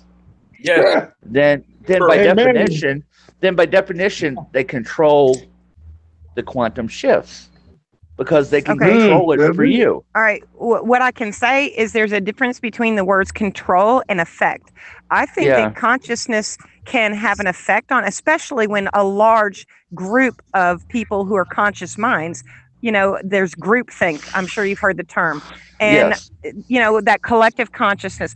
I think that our consciousness and our thoughts can affect reality. I do not think that is something at all that is capable of being controlled. Not at this time. We don't understand enough about it. And because quantum, when you look at quantum physics is literally like all possibilities that are possible can exist at the same time or none of them, and anything in between. Right. Yes, I understand. So, do you see what I'm saying though? Is that if all possibilities are possible, then how can they possibly narrow it down and control it? Well, here's how they do it. I have been following patents on mind control techniques from the 1950s on, and they have been trying. They have been trying. Well, it's not even the CIA; it's above them. They have been trying to control people's realities since the 50s. Now they started out with very infantile things like LSD and actually physically touching parts of the brain with electrodes. But Television. now they've come up with ways to send waves over antennas, over cell antennas, to piggyback radio waves, to piggyback TV waves, to get into your home and affect you. Now, obviously, they do misinformation. They do different things on a physical level. You know, they've during the time of Obama, they okayed propaganda to be used against the American people. But I'm not talking about that. I'm talking about energetic waves on different levels, low level waves, different electromagnetic frequencies, and all of these things are used.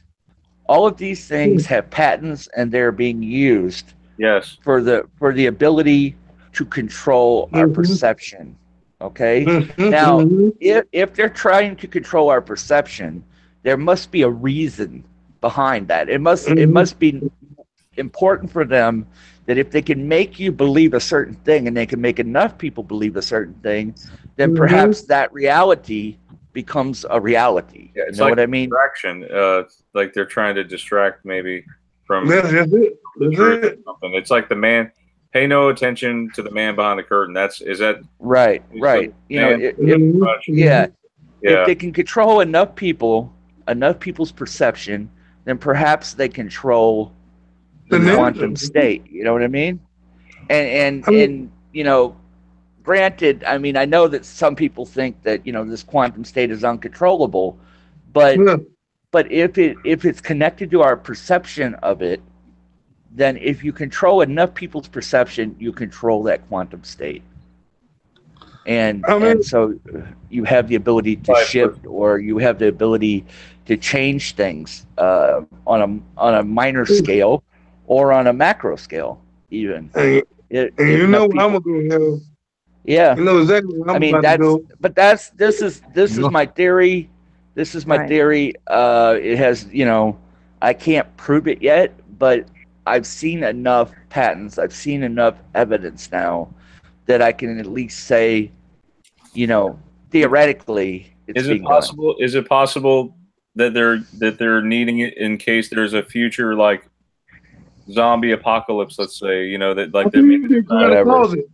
I think they're trying to cause the zombie apocalypse. Trying to cause it. I think that's why they putting these particles in our brain, so that when it's time for them to take these 5G technology that they in so of a hurry to put up.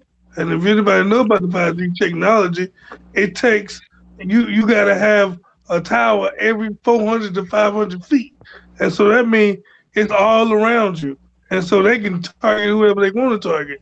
And then and just like the Harold was saying, they got stuff like the active denial system, where they tell you they can take these satellites and they can burn your skin. They tell you this. I'm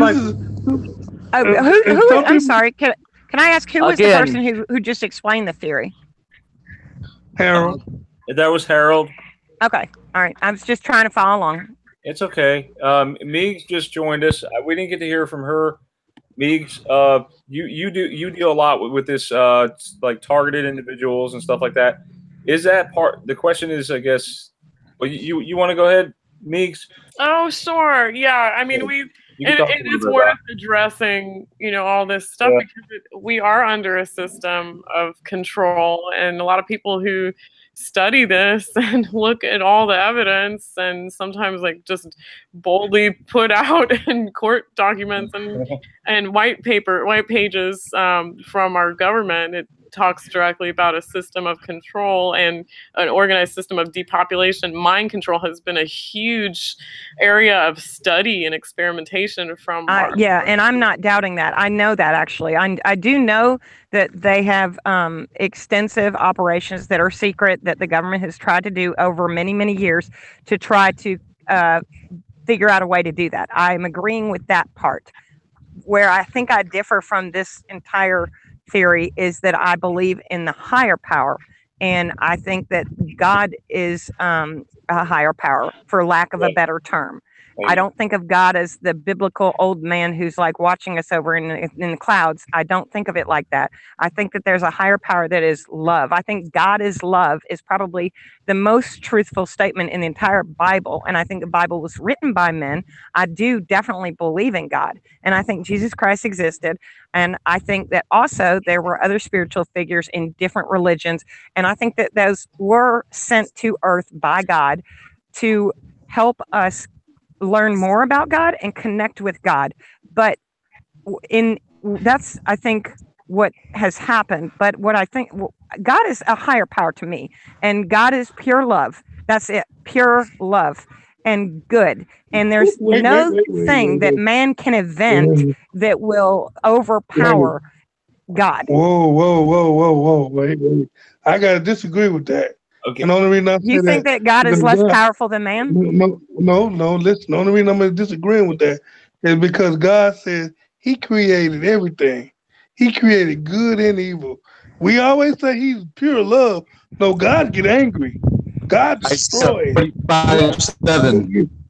He's right. He ain't just he created everything. But see, the problem is we try to put him in a box of he just love. Matter of fact, that's why I always go back to the biblical account, because everything that we are perceiving has already been written. Everything that's going on right now, even with the speeding up of technology, it's in the Bible. Even with how are you not affected? How are you immune to the mind control? Even but see, the Bible says the Bible says it's going to be a time. The Bible says it's going to become a time where the enemy has to do his bidding. And the only way that the devil can do his bidding, he has to be in control of devices. That's why God said we can't be ignorant of the devil's devices. But everything is not always spiritual. And see, the devil is not coming like Jesus did as a baby. He's coming through these technologies that I believe that higher authorities or spiritual beings have given instructions to build what they don't understand. So here's the theory. I think that in my view is a little bit different than I think. With him, go ahead. It's fine. We can respect other people's opinions. It's fine. And I do respect that. I just don't think of when he putting his little pieces in the places like a what they call that a puzzle or chess. You put all your pieces in place, and when it's time, you strike. And so, all of us may be right. I mean, that's why I say I'm not 100% saying nobody's wrong. All of us, it could be quantum entanglement, quantum mechanics. Guys, it can be all that. Go ahead. Guys, I think Charles had something to say real quick, and then I got to ask a question from the chat. Okay. Charles, go ahead, Charles. Sorry. Well, I just wanted to say that soul means one, and we are one. And basically, when we were one, in order to gain experience or knowledge, we had to separate into two, which is why cells divide into two. The strongest force is one, one cell, and it splits. So one became the observer, and we are kind of like the observers gaining experience because we are multi-dimensional beings. And I actually wanted to show a little clip of a video that a friend of mine put out that could give an idea of what I'm talking about. Okay. So I hope you don't mind. Yeah. Do you want to share it on the screen or? Something that's simply incredible. We found that the shape of the universe exists inside of the eye. From eclipses of the moon, we found the sun. We found the rainbows. We also found the floating planets above us. Wow. In stillness. We found the four muscles of the eye, which are the four pillars of the world, as well as hell, the iris below, the pupil, the dark pit, and there's so much more, and I can't wait to show each and every one of you. Well, you should go check that video out. That's just an idea. I'll show you the channel real quick. creator of our universe. All right, watch this. It's about, would you mind? Can you post that in the about chat? 20, It's the chat. Yeah. Just I could send it to you to Messenger if you want me to, so that way you could, I don't know how to do the links. Well, listen, guys, Cynthia has to take off soon. We had a question since Lisa Payne. She was asking, okay, how old was she when she realized she lived science and wanted to major in physics? Oh, okay. Well, I was a little girl when I got interested in science because I wanted to know the nature of reality, and I was fascinated by it. So, but then I didn't know what that was. It took me a while to choose physics as a major, which I studied at UC Berkeley. And I'm still active in scientific communities, such as honoring American physicist Henry Stapp, who has a wonderful classic interpretation of the quantum physics. And I'm working on presenting papers in those venues and that sort of thing right now. So, but what was the other part of the question about? Let's see. I'm bringing it up now. Hold on. Okay. And you. Okay. So, how old were you? Were you when you realized you wanted to live science and wanted to major in physics? So, I think that was a one question. Yes. Yeah. So that was good. it unfolded. Yes. I'm glad to meet you. Yes, I'm really glad that you could join us tonight. And I really, right before I want to share your website with everyone, but I wanted to share a couple things too, with one being from Back to the Future and one from the Hulk.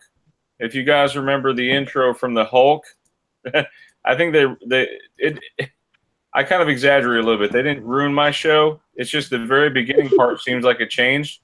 I want you to notice something about this very beginning part, the Hulk intro. Right there. You see it? What's different about it? I didn't see it. You know I'm big on logos, guys. Yes. Oh, that's weird. What is that? That is so weird. Broken R. Whoa. There's residue if you look right here in the Hulk from Family Guy. Look at the R, not broken. And they do it exactly like I remember. Why would they do one letter broken? I know, that is just too weird. I know, it just freaked me out. I watched it. And then there's this one part in Back to the Future, just in the opening scene, about 1 minute and 1 second in, and you see Doc Emmett Brown, or what resembles him, hanging from the watch hands. Do you guys see that? The clock hands? Wow. Wow. I'm going to play it just a little bit back. I think somebody's playing with us. They playing with us. Do you remember this scene, guys? The opening scene being like that with the man hanging from the watch hands, like foreshadowing or whatever. Yes. No. What? It's in there now. Somebody playing with us.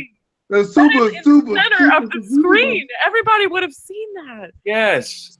Superposition. That proves somebody playing with us. Doc. That's so weird. I know. When did you catch that? I didn't catch that. Someone else did, and I don't remember the name of the person, so I'm sorry. Forgive me, but it's not my find. I'm about to go look at that on my DVD. I'm about to look at that on my DVD. Yes. Can you send me that later? Because I didn't get to see it. I somehow got myself to where I can only hear if I have my ear to the phone. It's okay. Yeah, I'll send you that video. And Cynthia also, Cynthia, are you still with us? Yes. I was just wondering, I would be thrilled to speak to you more about this stuff. When you have to get off, are you going to bed, or do you have to I have to check in on another show, believe it or not, because Whitley Strieber is broadcasting an interview that I was on.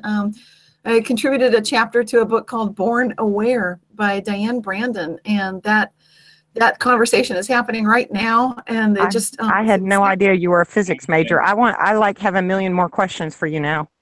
So is there any way I could connect to you on Facebook or anything? Yeah, I'm on Facebook, but the best thing is email me, and that's Cynthia@realityshifters.com. Okay. Well, I will do that. Thank you so much, Cynthia, for joining us. And thank you so much, Cynthia. It was wonderful hearing from you. It was such a pleasure to be on the show. Thank you. Thank you, Cynthia. Lisa, thanks you too. Thank you, Lisa. Thank you. Good night, Cynthia.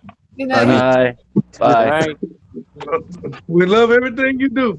Hey, we're still on, you guys. We got a little bit more time. Hey.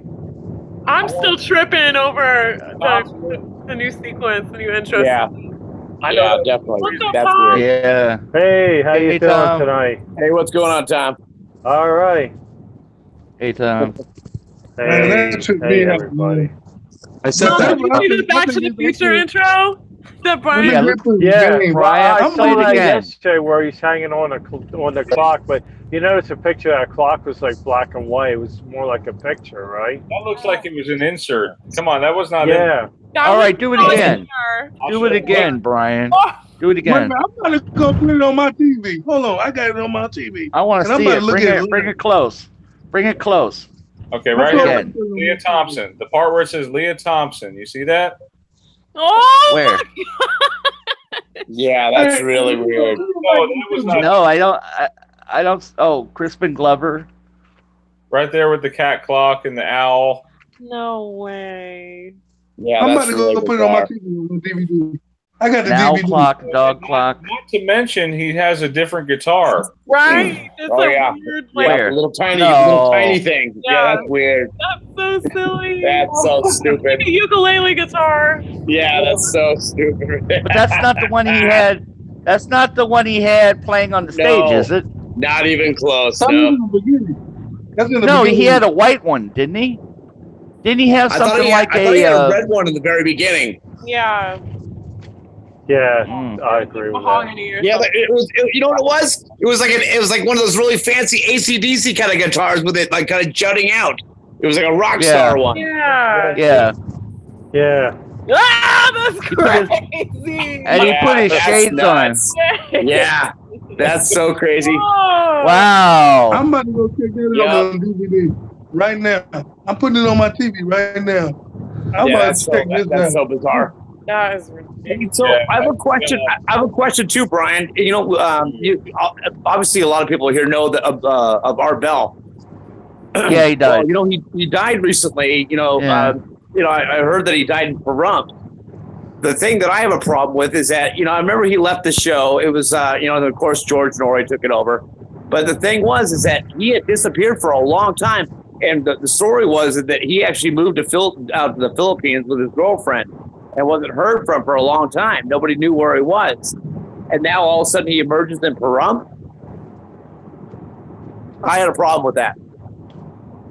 I wanted to find out if anybody else had the same kind of recollection that I did, or if they always knew that he was in Pahrump.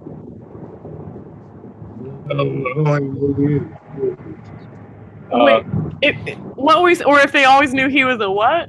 Oh, because he died in Pahrump. Now, ironically, my folks, they actually live out there in Pahrump, Nevada. I probably would have heard something from them that they live like in the same area as Art Bell, which I never did. I never heard anything about that. And you know, my father, he was also, you know, he was a contract negotiator, lit missile guidance control systems, had top security clearance at Area 51, which, by the way, from my recollection, was always in New Mexico, never in Nevada. That also was another big change. But the point is that Art Bell recently died in Pahrump, Nevada. The thing that I always heard that was that he left the show, There you go. and he basically wanted nothing else to do with the show. He moved to the Philippines with his girlfriend. He just wanted peace and quiet, and he just basically disappeared. And now he just emerges dead in Pahrump, Nevada, which is right there next to Area 51. Does anybody have that recollection? No. Nope. No. But I only heard about Coast to Coast like when I woke up to the Mandela effect and stuff. So Okay. I'm not the best person. I used to follow Art Bell quite a bit. You know, he used to do a lot of the conspiracy things, a whole different gamut. He was actually really good. But then he left the show, and George Norrie took his seat. And you know, but from what, and in fact, even George Norrie had made a comment. You know, several. He's made several comments. He was always wondering where Art Bell was. And the story was that yes, yeah. In fact, you know, the comment was, or at least the idea that Art Bell had taken his girlfriend and they moved off to the Philippines, and that's where he was living. But now he emerges in Pahrump, which is ironic because, I mean, you know, it was unknown. It was a well-known thing that, you know, he just, well, number one, that, you know, he left. He wanted nothing more to do with the show. He wanted to live, you know, in his own little solitude. But, you know, he went silent from the radio for a long time. And, you know, he had a Philippine girlfriend and he went off to the Philippines and that's where he was living. And he just went silent. And now he emerges in Pahrump, Nevada. You know, I guess he died somehow. I don't know what the causes were, but maybe old age. But the fact is that I would have known that. Yeah, I like, would have known that he would have been wrong. That is, you know what I mean? bizarre. It's very strange. It's very, very strange. Anyways, I just thought I'd throw it out there. I want to see if maybe if anyone in the chat may have heard something along the same line. Does anyone want to comment on that? And then I got to ask a question for our nurse. I got a question from Lisa. Okay, but go ahead. Anyone want to comment? I really want to look into that more now, like why he went to the Philippines. Well, and not only that, but remember, if people even remember, Area 51 being in New Mexico. Oh yeah. I have two people in my life that remember it that way, and one is so freaked out that it moved that she can't even like talk about it. But you would think it was, wasn't it? Wouldn't it be near Roswell where they found the alien? Exactly, Brian. Exactly. That's exactly my point. That's where they have all the alien. I mean, they you know, they have a lot of shops over there. Their whole like source of like revenue comes from, you know, alien type of like, you know, dolls and, you know, maps and all the other little knickknacks they're gonna, you know, tout about their Area 51. And now it's just like, you know, it's not even there. But see, the thing that I remember is that there used to be a giant lake in New Mexico. They used to be on all the maps. And once Area 51 took it over, that lake disappeared. Oh, it was just gone. And now that whole thing, that whole story it's not even there anymore. It just never happened. But I remember this very vividly because there was like documentaries on it. There was a lot of talk about this. And now, you know, it's so funny because this happened back in 2009, which maybe it superseded my original thought of which I thought the Mandela effect actually started, because I was actually out there in Pahrump and my father was telling me that on the other side of the mountain was Area 51. And I just chalked it up to old age because, again, you know, him being from, you know, the military background, and he had top security clearance. He had told me many times that he'd been up to Area 51, just right there next to Roswell. He has told me that, but now the story's completely changed.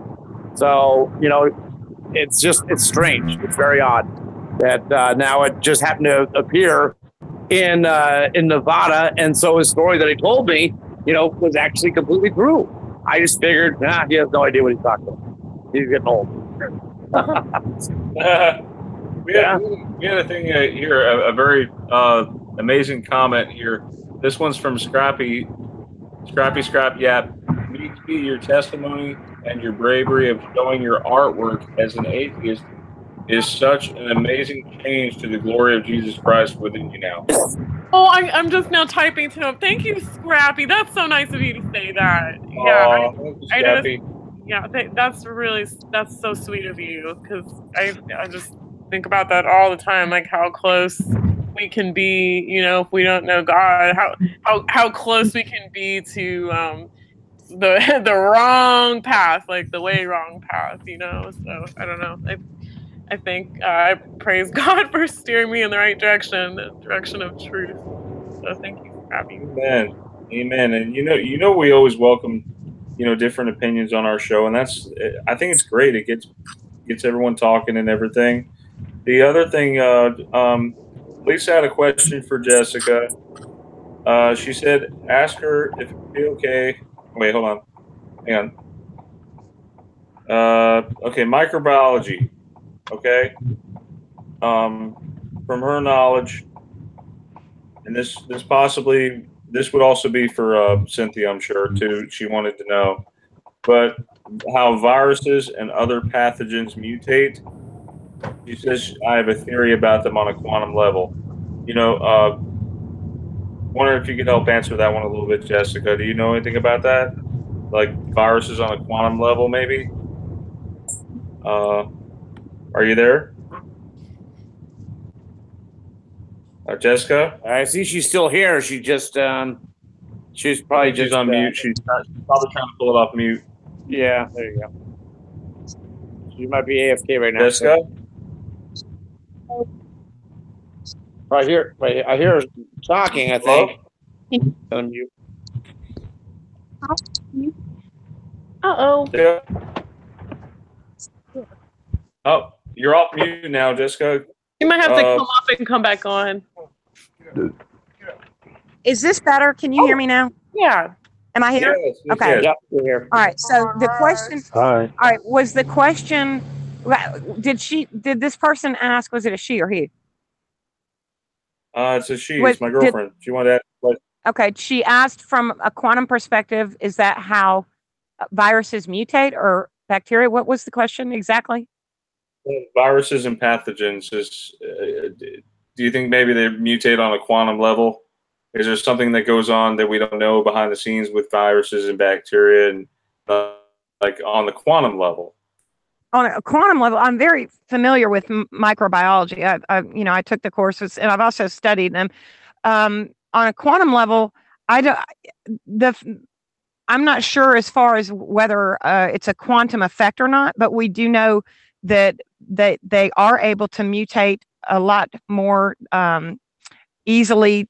It's more easily observed and on a shorter scale than an evolutionary scale with like human beings. We don't see humans being mutated on a regular basis as far as from a scientific perspective. So I do know that all particles, we are all made up of particles. Every single living and what we consider inanimate and non-living organism is made up of particles. And because we are all particles, we are all affected by a quantum state. So that would extend to pathogens and viruses and bacteria as well. And I think that viruses have evolved to be able to mutate more quickly. Whether or not that is a quantum capability, I'm not sure, because we know that DNA can mutate over time as well. So I'm not sure whether that's related, whether it's done on a quantum. I think everything is on a quantum level. All particles are, and we can see it on a macroscopic level. So there's absolutely no reason why the quantum state wouldn't apply to viruses and bacteria as well. But I just think that that's also an evolutionary capability that viruses and bacteria have developed. If I answered the question, I hope that was the right. I think that was the question that was being posed. So I hope I've answered it. I have a question. Oh, sorry. It's fine. No, go ahead. I have a question. When did this word quantum entanglement, quantum mechanics first start? Because I ain't heard this word all my life. This is just a recent word. It's actually not recent at all. This has been something that has been well studied, and it's grounded in science that everybody who knows about science actually accepts. So this is what's weird. And I think that maybe at the beginning of the show, it would have been better if we had started by explaining what the quantum process is, because we never really explained that. And also the word entanglement, we were using it a lot, but I don't even think people understood exactly what that meant. On a quantum level, you're talking about subatomic level, and this can be replicated with whole atoms and even sometimes molecules. There's something that was very famous called the double slit experiment that occurred, I believe, in the 1920s, Thank you. 1920s, 1930s, 40s. It's definitely. Can you still hear me? Yeah, Jessica, I'm glad sorry? you mentioned that. I I was going to it's repeat at that least experiment. okay. Well, it's at least 80 years that they have seen this. And when it first came out, nobody understood how this could be, and so obviously it got replicated. And that's the wonderful thing about this is that we have this Mandela effect, and we can't replicate this for other people, and people either see it or they don't, and so we can't prove anything. But on a quantum level, we can prove this. And what it means is with a double slit experiment, you can shoot a single particle that is a ball of matter, what we consider matter, like a rock is matter, okay? A tree is matter. We are matter, and then on a subatomic level, you can take what is matter that cannot be broken down, and it's not like water that travels in waves. We think of, you talked about radio waves, you talked about different infrared and the electromagnetic spectrum. And so we think of that as something that travels in a wave because it's not physical matter. But they can actually take physical matter on a small scale, and they will shoot these particles one at a time to like a piece of lead, something it cannot travel through. And there will be an opening. If you do it with just one opening, all of the particles of matter that make it through that slit show up in one line on the screen where it hits the detector screen at the and I don't want to use the word detector because that'll confuse people, but it behaves like you would expect. If you threw a tennis ball through a slit, then it would go through the slit if it makes it through, and it would hit in one area behind it. And so they did this with 2 slits. And then you would think, again, with tennis balls, if you're throwing one tennis ball through, and you might make it through one slit and you might make it through the other, but you would see it hit a screen behind those slits, like several feet back or whatever. It would hit in one area or it would hit in the other. But with these particles, when they fired them one at a time, they saw what's called constructive and destructive interference, which it's a little bit complicated. You probably have to watch a video to understand this, but it means that it showed up in several different places. And they're like, well, how is this happening? Because that's what we would see if we had waves going through these slits. This isn't something that we can do with a tennis ball, right? So they decided, well, we have to see what's going on. And they put a detector so that they could see which slit it went through. But when they put the detector there, it changed its behavior. Matter changed its behavior. A tennis ball changed its behavior because it was being observed, because it was being watched. And that was completely a wild idea that doesn't fit with any law of physics that we know, because we could see the tennis ball hitting in different areas and also simultaneously interacting with itself and canceling out in other areas. So they didn't understand how this could be. And this experiment has been done in so many different ways. They've ruled out the detector interfering with it. But the bottom line is that if a person or a conscious mind is observing, matter will behave the way we expect it to. And when we are not watching, it will not. It changes its behavior as though it's aware it's being watched. It's a very wild idea. And so that's what led people to believe that we live in a simulation. Because if you look at a computer simulation, the same exact things occur. When the portion of the computer simulation is being used, it acts one way, but when we're not using it, it conserves energy and it doesn't act in that particular fashion. So it led to the belief that perhaps we're living in some sort of a simulation. That's right. That is one theory. That's one theory. The multiverse is another theory. And the multiverse theory goes along the lines of, okay, you threw the tennis ball, and in the universe line that you're watching, you saw it hit here. But in the other universe lines, it hit every other place. In each individual universe, it chose a different path. So in other words, the universe is exploring every single possibility. So every time you make a decision, every time any particle hits another particle, there's a possibility of what could happen. And it's splitting us into more and more world lines. That's the multiple universe theory. And so the simulation theory, the only thing about the simulation theory is it can't be proven, and it can't be disproven. And So- they can't really prove the multiverse theory either. That's the problem. It's called a theory for a reason. They also have See, string that's- theory. String theory is another perfectly accepted Yeah. theory. Yeah, But a theory, but it's not proven. See, that's the problem. Right. If it's proven, then it would become a law, and Right. it's not. So unfortunately, I mean, I started out with the multiverse theory, and I looked over it, I thought about it, and yeah, it seems reasonable, but unfortunately, so does the simulation theory. It seems ancestor reasonable, simulation, right? Yeah, it seems reasonable, but unfortunately, you can't prove it, and until we can find a way to prove it, Right. I mean, it's right in a list with a bunch of others. Right. Well, there's several different. That's the thing. I'm sorry. No, I was going to check this out. Now, what y'all described just a minute ago, if what we are watching, like you say, it changes, but when we look at it, it don't behave that way. It's like, why is it hiding itself? Why would part. It hide itself? That part, right? Exactly. You know what? Right, and exactly what you just said. It's the entanglement is actually called spooky action at a distance by Einstein.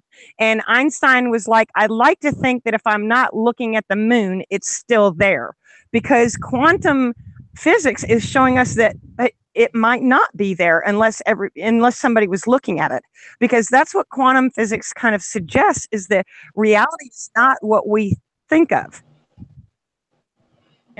Did I get cut off?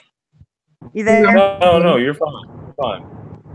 Are you still there? I think that's what I was saying earlier when I started the first time. Some of this is so out there that we all have pieces, but nobody has a working model. We just have quantum physics is well proven. We have a whole lot of hypotheses, but quantum physics may be proven as far as what they know, but they can't. I mean, they can't explain it. Right. It's not explainable. No. It can't be tied to a certain thing. It can only be proven as what they observe. Right, but what I'm trying to say though is the quantum, what I just described, the double slit experiment, that is very grounded, well established, accepted science, and there is no doubt that it's happening. What the theories arise from is how it's happening, and there are, like I said, string theory, the multiverse theory, the ancestor simulation theory. There are lots of different theories about how it's happening. And some people have even said that matter is both simultaneously a particle and a wave. Yeah, I've heard that. Well, also, you guys know what I did with the laser? This is actually, you can do this at home. You can repeat the experiment. Yeah, double slit experiment. Take a CD, right? Hey, okay. Take a CD and break it in half, where you only have the clear part, because this is pitted. It's lined with lots of little small pits, different sizes, and you can perform the experiment very well. Now, I made my own little slits just to have some fun with some utility knife. But anyway, so you can shine the light through there. You'll see light splitting different intervals, and then it changes in a flash of an eye. Tom, could you mute your mic, please? Sure. Yeah. Tom? Okay. Yeah, guys, Bluebeard wants in. This would be a good time for him to come in about science experiments. You guys. So I'm trying to. Yeah, I'm still here. Mm-hmm. Hey, I got one thing to say. Bluebeard, it's going to be great. Go ahead. Say it, Tom. Okay. Yeah, the one thing I was going to say is how, like a simulator universe, you heard about Planck's length and Planck's time. Well, they say that's the smallest bit, as you would call, resolution in the universe as far as Planck's time, where it takes the speed of light going across it. So they say that this whole universe or everything works very similar to computer programming, although it's not a computer, of course.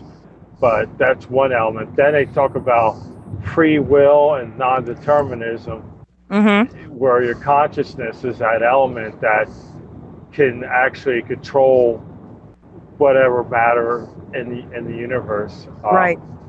You know, like metaphysics and all this, and then you heard about the book The Secret and the Rice experiment, showing that consciousness has a degree of interaction or control of it. And consciousness is the only thing that's outside of what this universe is. That's the reason why people can remember residue or way it used to be, because your consciousness kind of shielded from being rewritten by the natural wave or whatever the Mandela effect does. And also quantum entanglement means you change one thing in one part of the universe, affects it at the same time. So it has nothing to do with the speed of light or it's outside of it. And then you had retro causality with the particles. You split them and, you know, and so even time itself falls in the same thing. Are you Blackbeard? Is that your name on here? No. Oh, no, I'm Digital What was your Scribe. name? Digital Scribe.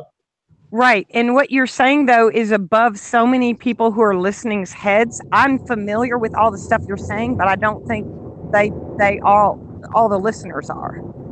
Yeah, and then they talk about reality, like you've seen the golden ratio, golden mean, like the perfect ratios they were called, and everything in this universe. They say that patterns throughout quantum mechanics as well as classical physics. Right, supersymmetry. The same pattern, the same number system, where it's two different sizes. Binary. But yeah, it's binary, right? Yeah, and that's another thing. We get right down to the bit resolution. They can't cut Planck's length in half because it doesn't make any sense. That's why it's the smallest part. Right, and they've shown that. Huh?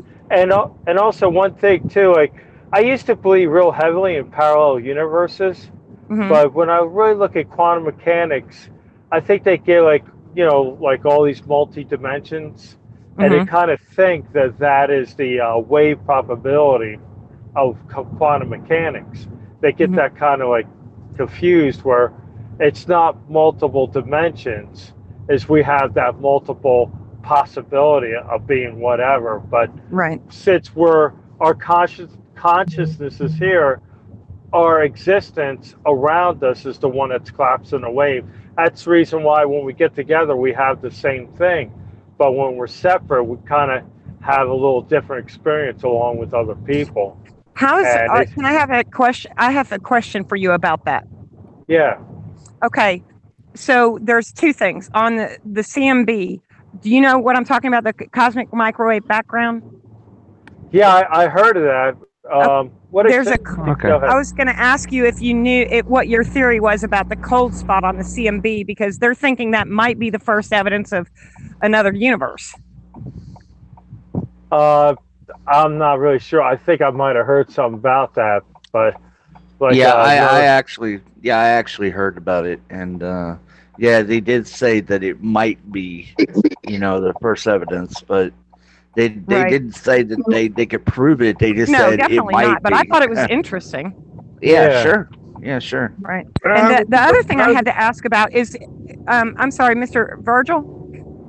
The other question I had was, when they repeat the double slit experiment multiple times, and you know how they can do it the retroactive way, the quantum eraser. Right. Okay, so they do this, and they've already shown the detector has nothing to do with it, and it seems to be like retroactive back in time. But if they do the experiment enough, what I think is interesting is that every mathematical possibility happens. So how are the quantum particles, how is the photon or the electron that they fired, how is it aware of where it was supposed to land in relation to where the other ones that they fired before and after landed? I'll tell you exactly how that works. Is we have a quantum entanglement with distance, right? And we also have quantum entanglement in the past or future. Doesn't matter where you're at in the past or future. It's all so it's interacting with those other particles. Right. Yeah, on a four-dimensional level, because Right. we've got 3 dimensions of space and 1 of time. That's the Right. 4th dimension. And even though the fourth dimension of time is a very hard concept for us to realize, we can realize a 3, but that 4th one of time, we can't comprehend it. But when you go into quantum mechanics, all this stuff is entangled, time and space. Yeah. So your theory is that it's actually interacting with those other particles, and that's why every mathematical possibility that can exist Exactly. is going to happen. You don't have a double landing on one particle another. It's experienced itself already in time and space. Okay, So that's what I wanted to know. Right. Well, all time exists at the same time. All the time. Yeah, It it's exists all the not. time. We see it as an arrow of time, but it's not. Right. It's already happened, and it will happen. You know, one of the things, one of the scientific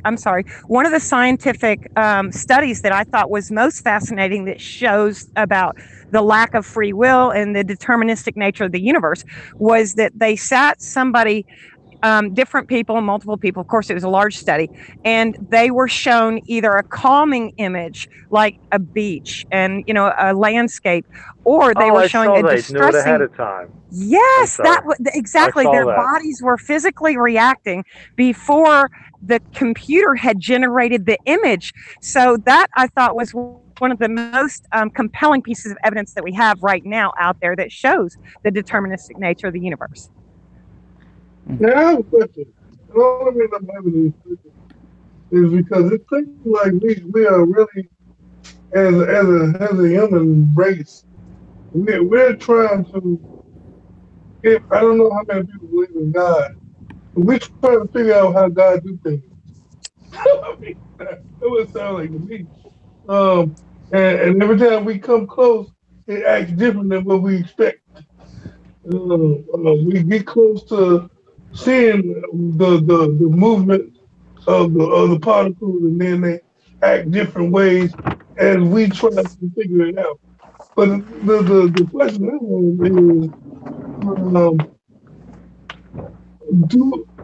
have is, you ain't gonna ask this question, but if you're a believer or you believe in God or whatever, do you think God wants you to figure out how He creates stuff and why He moves things the way He moves? Yes.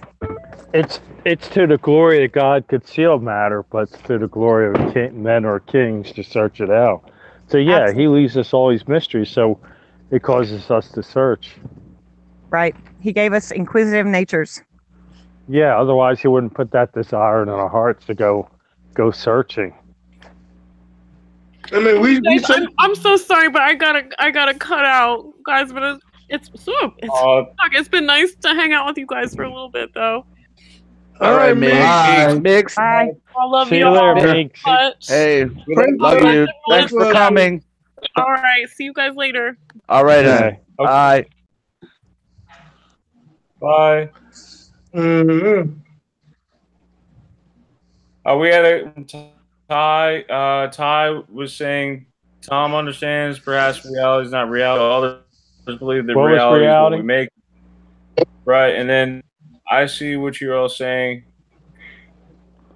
Yeah, I don't know. We could all be mistaken. You know, this thing can.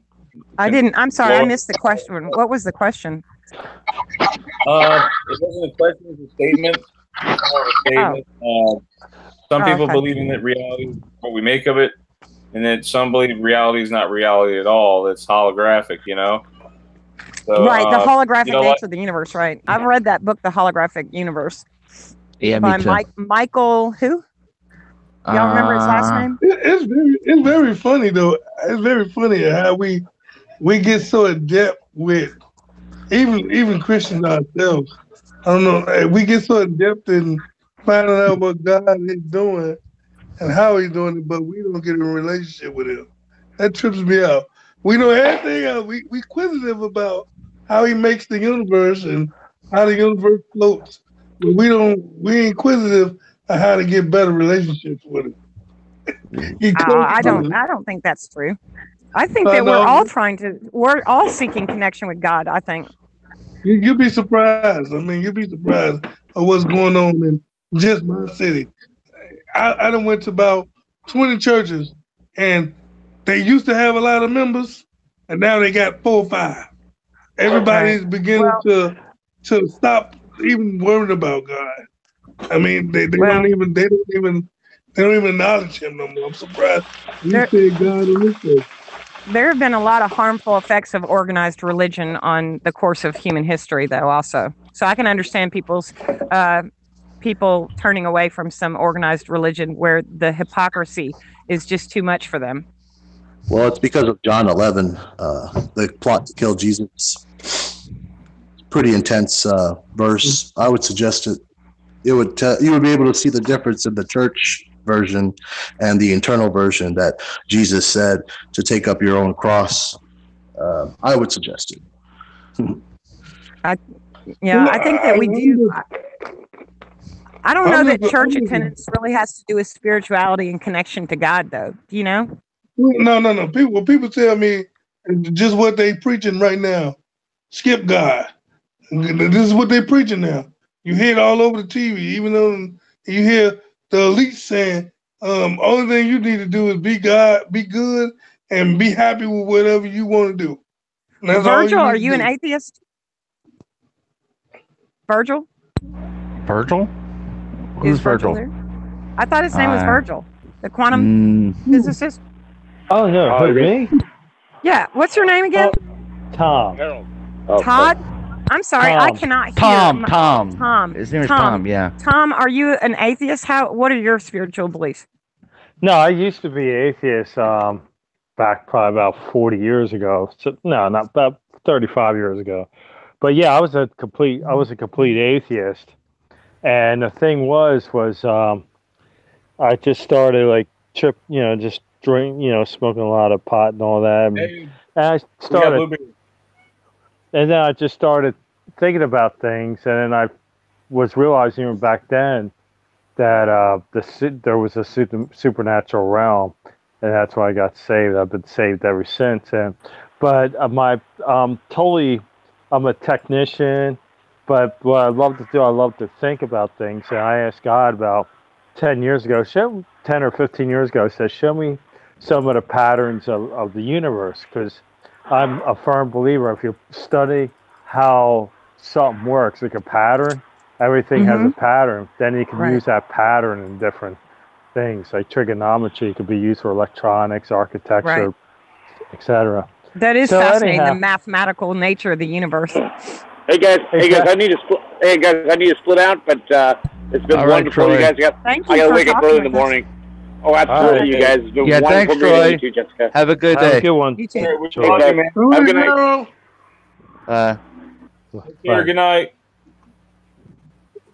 Hey, Bluebeard. All right, Bluebeard. You there? Oh yeah, yeah. Anyhow, I was just seeing these different things, and then I asked God. I'm sorry about the image, guys. I don't know how the hell that got there. Oh, it's okay, man. Welcome aboard. Yeah, welcome. What version are you? I'm on the... That's a question I like to ask a lot of people. What version are you? What's your theory? Yeah. What's my theory on what? The Mandela effect. The Mandela effect. Where are you from? Where are you from, Bluebeard? Tell everyone where you're from. Sagittarius on, guys. Bluebeard. Okay. I heard that voice before. Tom, Tom, thank you for sharing your answer with me. Yeah, no problem at all. Hey, I got to get going, guys. Well, this is good talking to you. No problem, Tom. See you later, Tom. Bye. See you now. Bye.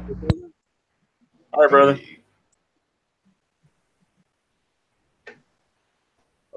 Okay, so Bluebeard, welcome. I'm trying to hang on. I'm getting over. I'm just trying to shut this down to try that. Okay, hello guys. Hello. That's better. I left the mic on, the sound on, and I was getting both you guys talking. And the things I'm listening to the past conversation and what you was actually saying, so it was a bit confusing. Right. Your voice, Bluebeard. I thought I think a lot of the physics goes over a lot of people's heads that haven't looked into it and studied it. Yeah. You're probably right. I'm still trying to work out how I got the next split broadcast and the bloody image on my thing.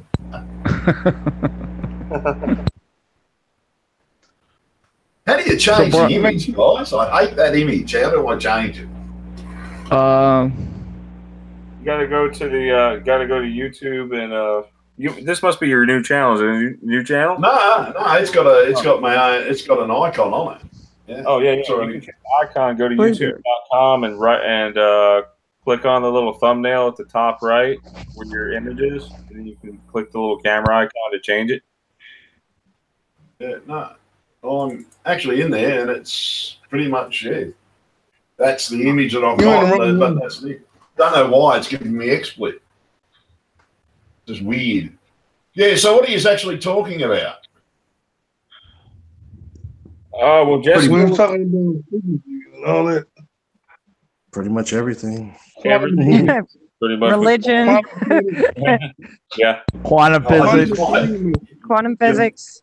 You might not want me talking about religion at the moment. It's sort of, after what I've been finding out about with the Anunnaki, how the Bible is an exact copy, or the Old Testament is an exact copy of the Anunnaki tablets, and I mean it's almost an exact copy, just reworded to suit the Catholics. And after finding that book about the Catholics, I'm not really Christian-minded sort of a person at the moment, guys. I must apologise. We'll talk quantum then, because I know religion can be a touchy subject for a lot of people.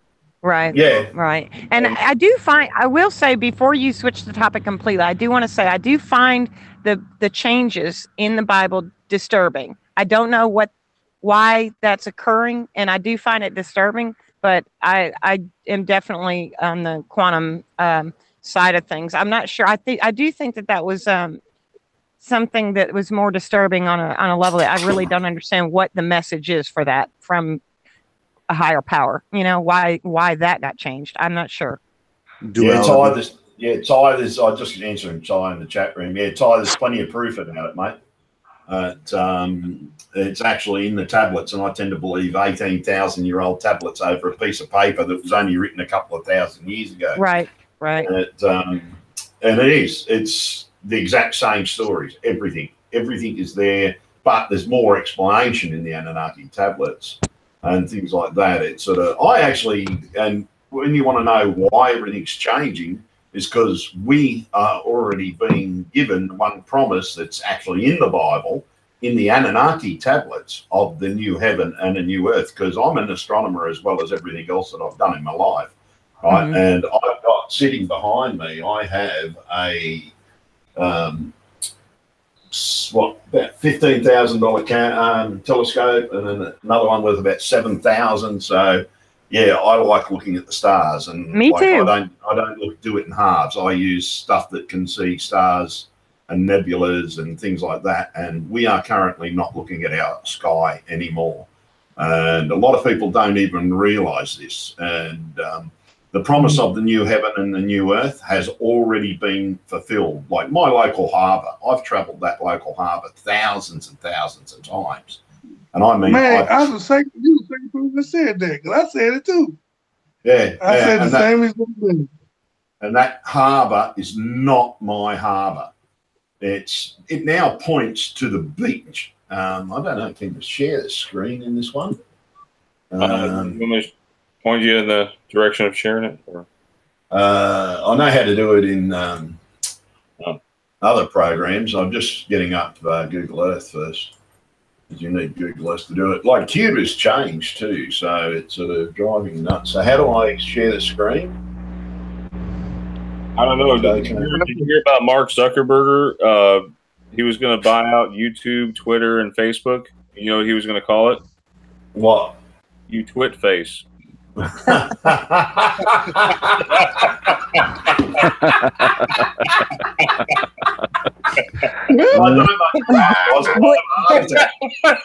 Brian, was that part of his testimony in front of Congress? Yeah. No, I don't know. No, I'm just kidding. I know. I'm just kidding. This is a joke. Thursday. That was a good one. We like to have fun on this channel. Yeah, that was funny. Brian, I gotta go. All right. Can you keep your other self here with us? My other self? Yeah. Superposition. Yes. Oh, okay. I'll try to place somebody in there, and anyway. No, you can be in both places at once. You could be. You know, you never know. Superposition. Hey, you know, everybody, it was good to meet you. The ones I didn't know, and the ones that I do know. Hey, good on you. Hey, good Harold. to see you. All right, Harold. Hey, I love all y'all. Take care, brother. I'll see you later. All right, bye-bye. Bye-bye. Bye-bye. Have a good weekend. Okay. That's a good guy. Yes, sir. All right. Do you want me, Brian? Do you want me to explain entanglement very briefly? Yes, because I think it's a very good subject. A lot of people want to hear about it, and also entanglement between people and relationships. Yeah, I'd like to hear that. Okay. I was talking about that today on my stream. Really? Yeah. Well, this will be a perfect subject. And you have the floor, Jessica. Go ahead. Okay. Just for a layman's version of entanglement, what they learned was that with subatomic particles, if you measure one, and the entangled pair will always react or instantaneously react to that other one. Like if you measure one and it's in the up position, the other entangled pair will always be in the down position.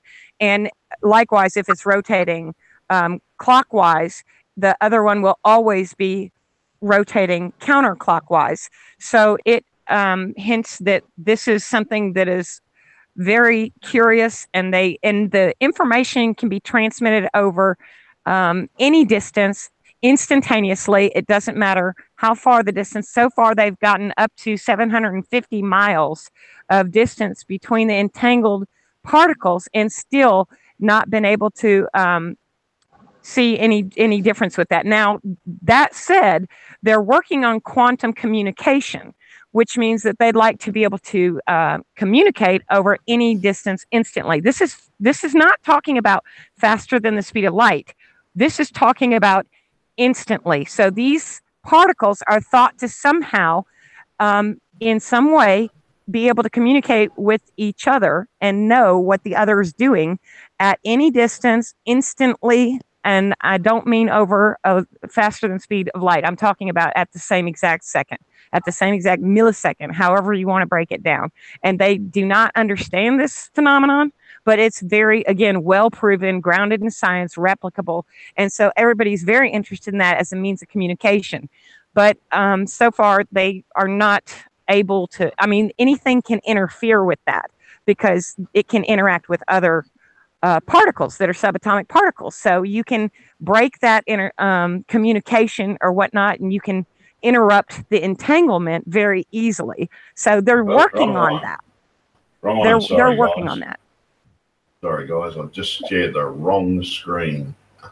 Apologize for that, guys and girls. I didn't mean to break your concentration there, Jessica. Go ahead. No, that's okay. I just wanted to make clear what entanglement is that it is, it's showing that particles that are entangled, and entanglement actually is something very specific. And the idea of entanglement on a macroscopic level is, again, I think that most of the people who talk about it in that way it's pure speculation.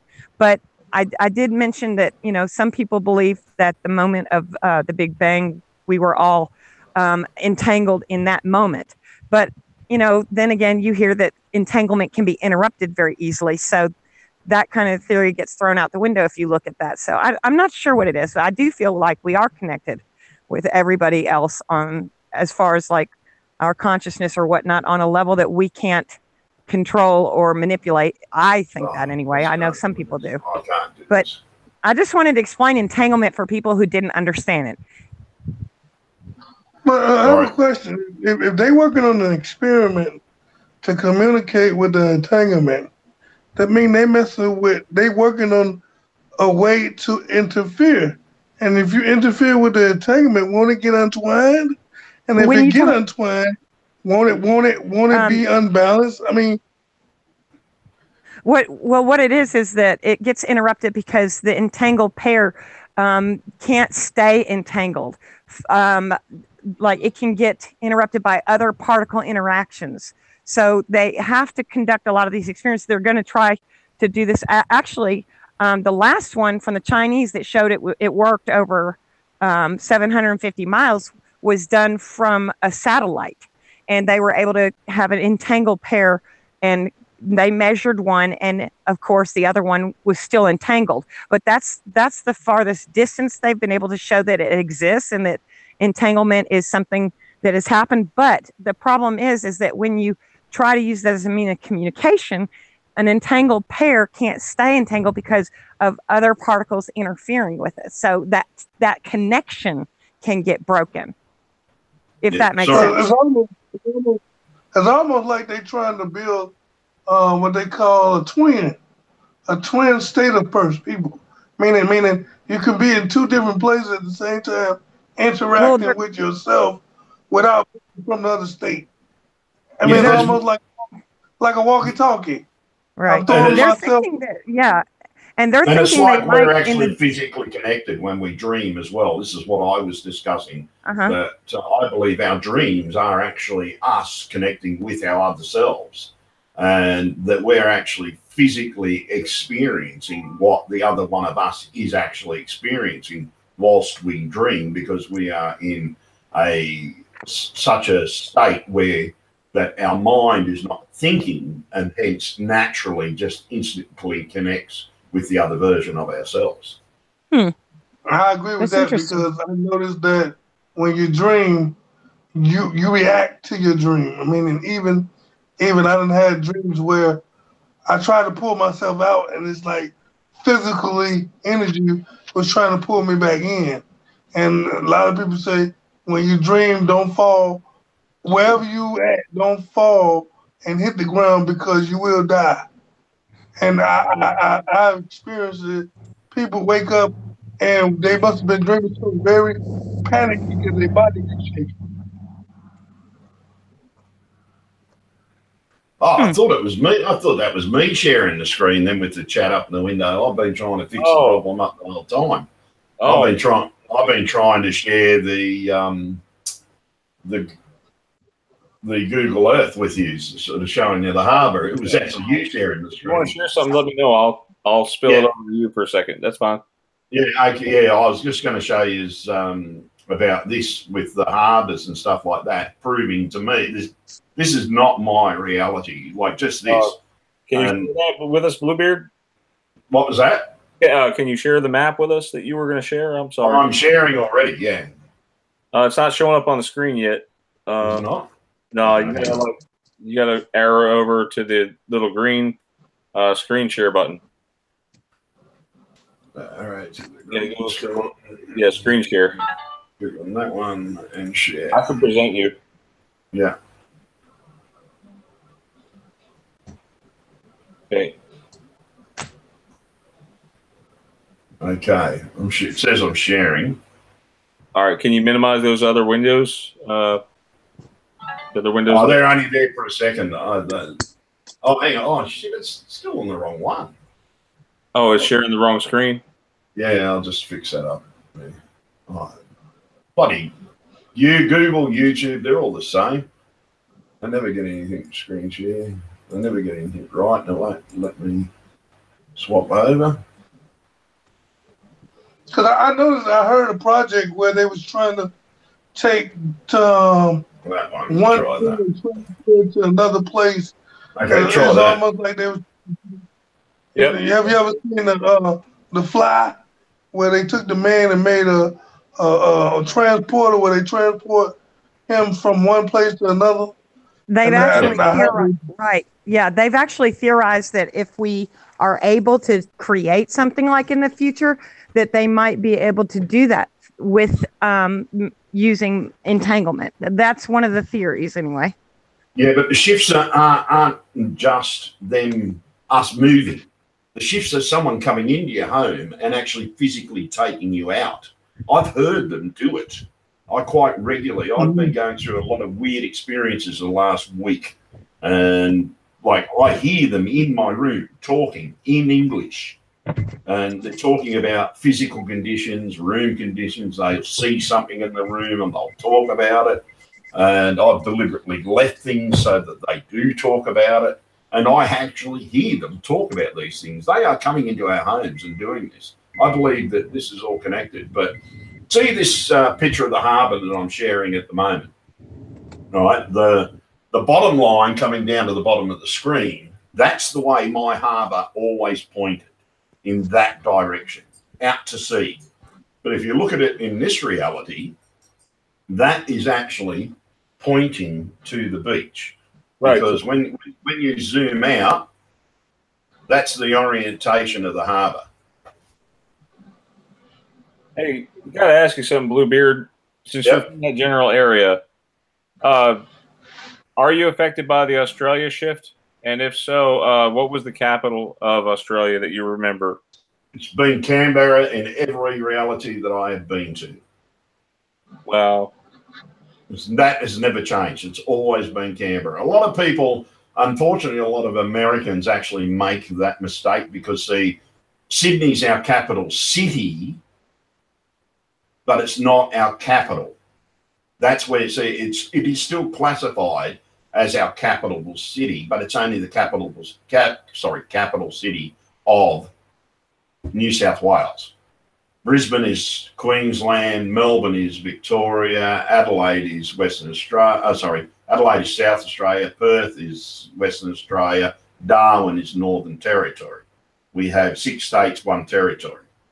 And Tasmania is Hobart's capital city. But everybody makes that same mistake because Canberra is actually in the heart of New South Wales, but it's its own separate state and or territory, whatever they want to call it.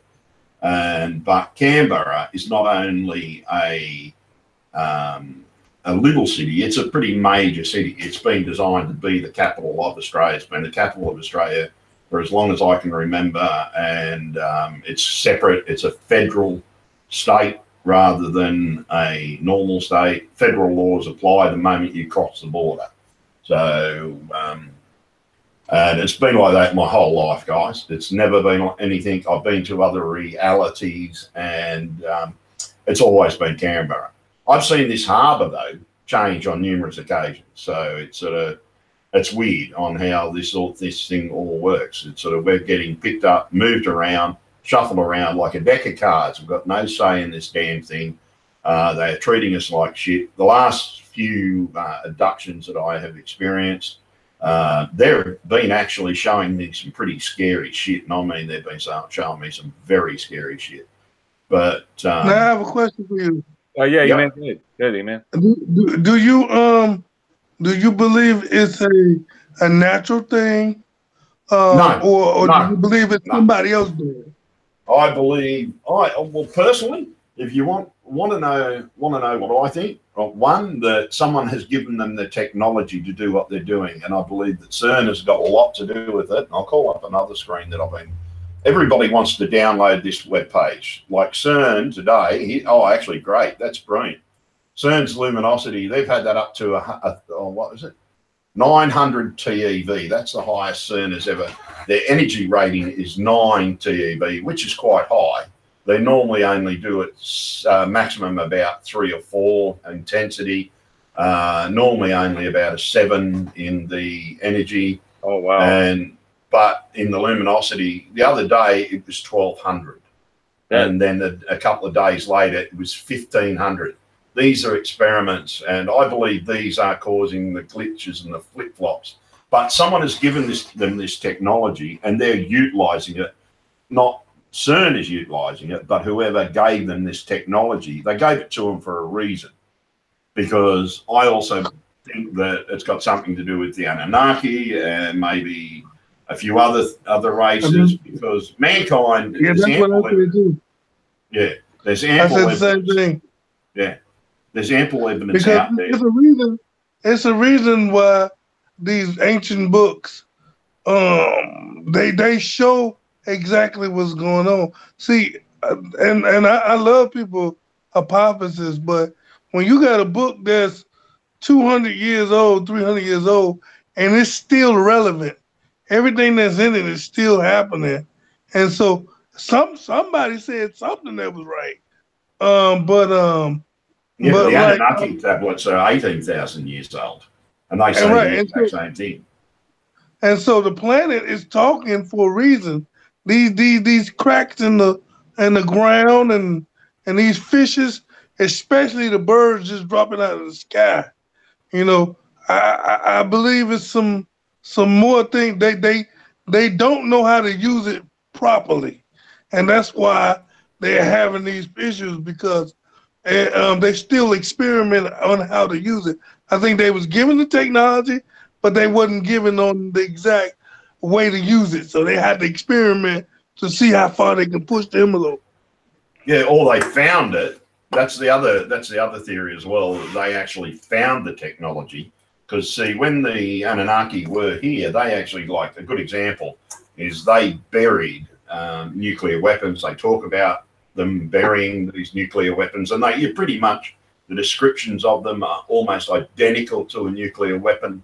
And in the whatever they call those rollers that they make to draw pictures with, in one of them there's actually a picture of the A-bomb that matches the current picture of our A-bomb, and then right beside that A-bomb picture in that scroll is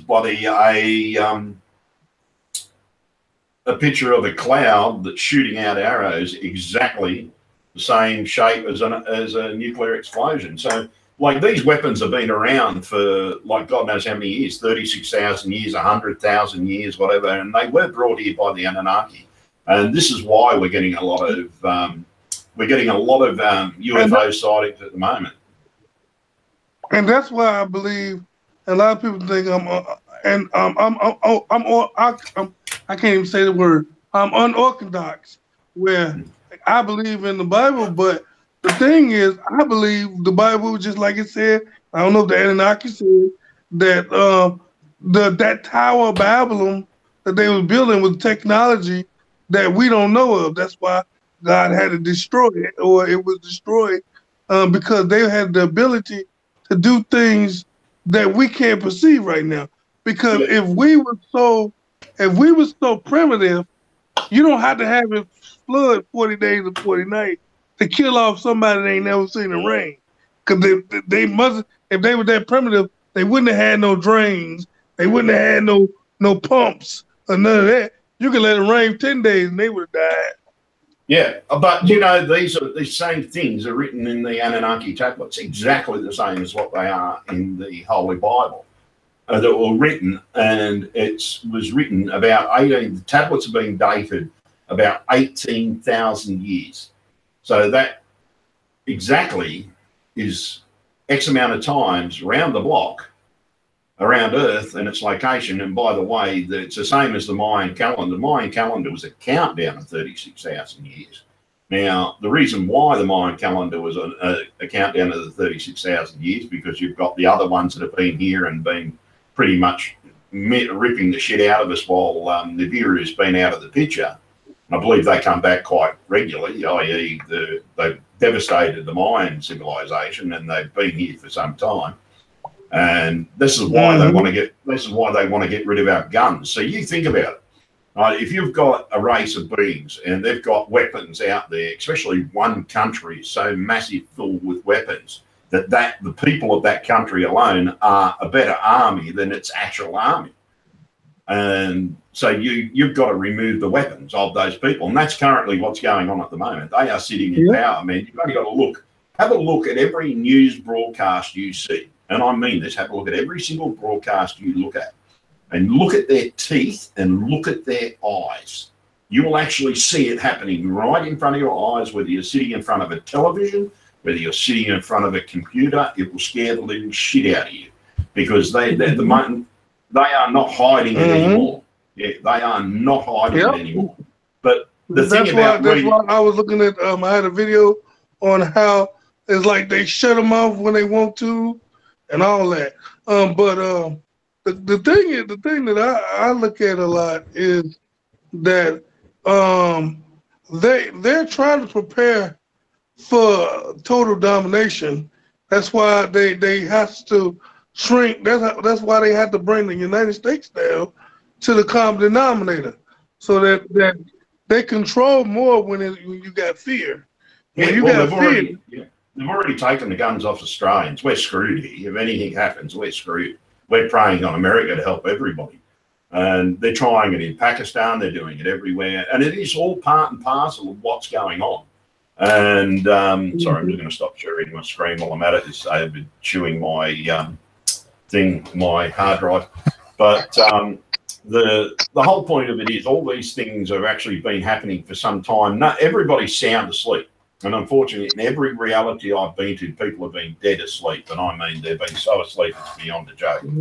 And it's just so much out there that this information is actually out there for everybody just to go and grab and look and read. And if they read it, they would realise that our history is older than what they realise. Right, and they telling you.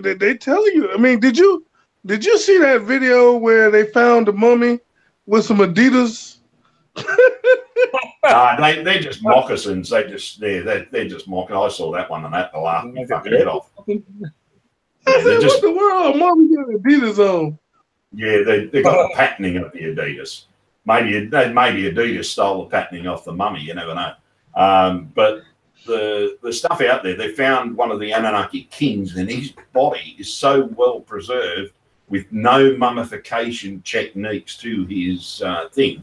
And the ironic thing is, the Anunnaki can actually revive. I believe Christ was an Anunnaki, because he always said, I'm not of this earth. But the ironic thing, reading those tablets has actually strengthened my faith in God. But I've never believed in the Bible. I've believed in God, and that's the difference. I've never worshipped Jesus. I've always worshipped God. And but the difference is with the Anunnaki tablets, you get a much larger explanation. And a lot of people don't realise that King James ordered the writing of the Bible. But when he ordered the writing of the Bible, he actually ordered the Catholic priests that were advising him to turn around and, to write the Bible. So they had full control. We gotta have a show with the Bible, Brian. I'm getting sleepy now. Yeah, we got probably like 5 or 10 more minutes. We can go over time a little bit. What's everybody on today? This is your first time, I believe, coming on. It's so far been a pleasure. I love hearing different perspectives on the Mandela effect.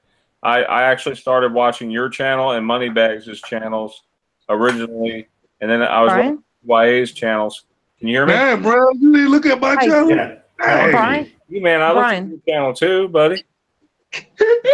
I'm talking about Brian, can you hear me? First affected. Yeah, Brian, she's trying to talk. Yeah, go ahead, Jessica. Okay, I'm so sorry. I couldn't tell if I was muted or not again. I had a question actually for him, if that's okay. Yeah, go ahead. I lost the call for a minute because my phone battery died, but I'm back on. And do you know, I remember, and you can correct me if I'm wrong, but I remember New Zealand's position being north of Australia, just a tiny bit, and Papua New Guinea being attached to it. And now it seems to be on like the bottom right-hand corner if you look at a world map. And is that something that affected you? Yeah, it's different in every country. And at the moment, it's different again.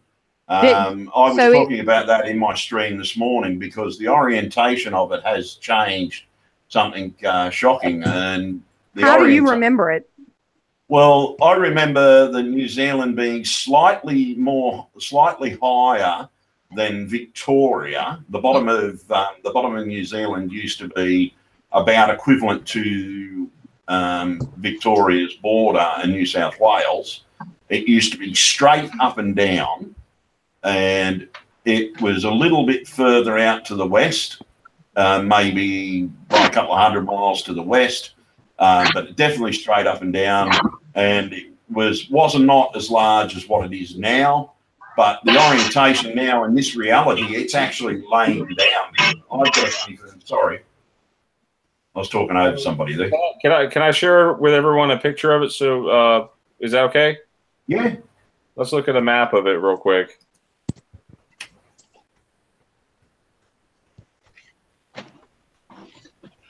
Yeah, it's quite scary on how it's actually laying down now. I've got a funny feeling that I've shifted again. So I don't know. I've got to go for a drive a little bit later today and to try and work out what's going on. I'm being harassed by 2 puppy dogs at the moment. Brian? Yes, I'm here. I'm not able to see the map, but what I think if I could simplify my question, if you looked at Australia from a world map, looking at it right now, like, okay, hang on 1 second, I'll look. And we'll trace it. We'll actually trace it. Yeah, I can't see it. I don't know what I'm doing wrong, but if you had to say it's situated in the center or the top right-hand corner or to the right of it or to the bottom right-hand corner or below it, like where would it have been? What do you remember? As of right now, it's in the 5 o'clock position right here. Yep. Brian, if you can draw a straight line, if you've got the ability to draw a line on that, draw a line from the bottom of the top of the Victorian border on the coast and New South Wales. I know where it is now. Yeah. I'm asking, like, was it centered and straight above it? It was straight up and down, and the bottom of New Zealand was equivalent to the New South Wales Victorian border. Which I can't see. Right here? Which, no, a little bit further across than the coast. Right here? Equivalent to the bottom of that. You'll see where the borders join. I can't. Yeah. I'm sorry, I can't see the map. That's why I was asking. Okay. I know that it's in the 5 o'clock position now because it's like I said, the bottom right-hand corner is where I see it now. But it would have been the 3 o'clock position to that. The bottom of New Zealand would have been the 3 o'clock position to New Zealand. Okay, that's where you remember it? Yes, yeah. You remember something right about here, but it was straight up and down. Is that right? See, I remember it. No, not there, but across, a straight line across. Shrink it a little bit. Take that little hook off the end of the damn thing. How do I draw the top? Yeah, take that off it. Get rid of that, and then make it straight up and down in a little bit smaller. And the bottom of it was equivalent to where your mouse is right now. All I'm seeing is XSplit Broadcaster on my screen. Yeah, I know. I don't know how that's there. I don't know why that's there. Yeah, sorry. Oh. Okay, well, that's what I'm seeing instead of a map because earlier I could see the book that Cynthia was sharing. Brian's map it is. Brian showing. Yeah. It might be a delay. It could be there's always a delay. But guys, I want to point out that she had to type on your name. She had to tap on your name. Tap on your name. Oh, okay. Let me try that. Yeah, you see it? My name. Yeah. Oh yeah, I can see it now. Okay. There you go. Okay, thank you. Okay, so we have Western Australia, Northern Territory, Queensland, New South Wales, Victoria, and South Australia here, and Tasmania here. New Zealand over here. Tasmania is look how far south Tasmania. See that little extra hump? See that little extra hump that's on the top of Australia? That actually belongs more on the coastline as a flat thing up to that first hump. We only ever had one hump on Australia in my reality. Now it's got 2 humps. It's like a double humped camel. You talking about here? Yeah, that knob there. The bigger knob. The next one up. This one was not there, do you? That bigger knob. You got the really big one, which is you got the point. Those 2 were the ones that belonged. That one and the next one, they were always there. But then you've got a little one on the side of Western Australia, and it's quite large. It's almost as large as the middle one. Okay, where's that at? Okay, to me, this always looked like a that one there. That one there should not be there. Oh, this one here? No, that one. No, you had it on the. You had no. Back up. This one? That one. Yeah, that one. That big one. No, that wasn't there in my reality either. Yeah. This was more flat. and there was more land on the side of Western Australia. So it's as if they've taken a big chunk and just dumped it on the top of Australia. But look down here too. I don't remember this little part here. Do you? That's what I'm saying. Yeah, that's the bit that's extra. It's got a double hump. Yeah, right here. The point has always been there. The middle hump has always been there, but that little extra hump on top of Western Australia was never ever there. This one up here. No, that's South Australia. No, and it's got a. It's a slight delay. There is a delay. Oh, okay. I'm pointing to the top of Australia right now. Okay, yeah, that's it. Yeah. That one was not there. No. No, that was totally there. But see that big indentation that's missing on Western Australia further down? Move your mouse down a bit. Okay, right here? No, on the other side, Western Australia. Here? No, top of Western Australia, underneath beside the hump on the left-hand side. You'll notice there's a dent cut out of Western Australia. That wasn't like that. No, that wasn't like that, no. No, up. That bit further across, towards the hump. No, towards the hump that we were talking about. No, go up towards the hump. Oh, sorry, yeah, because of the delay. I'm not seeing it. No. Right here? No. Further up. Across to the, just in between the middle of Western Australia. You'll notice a big chunk. No, yeah, you'll notice a big chunk missing. It's as if that hump was taken out of that chunk. As I said, it's like they've got us not that that hump and go further down towards the coast. Yeah, keep on coming down. Yeah, you're just going over it. That chunk out of there, that was straighter. Yeah, I do remember that sort of. Yeah, it was straighter. Yeah, and that's just too weird for my liking. That sort of. But America's moved again too for me. So with your theory, question, so what do you think is causing it?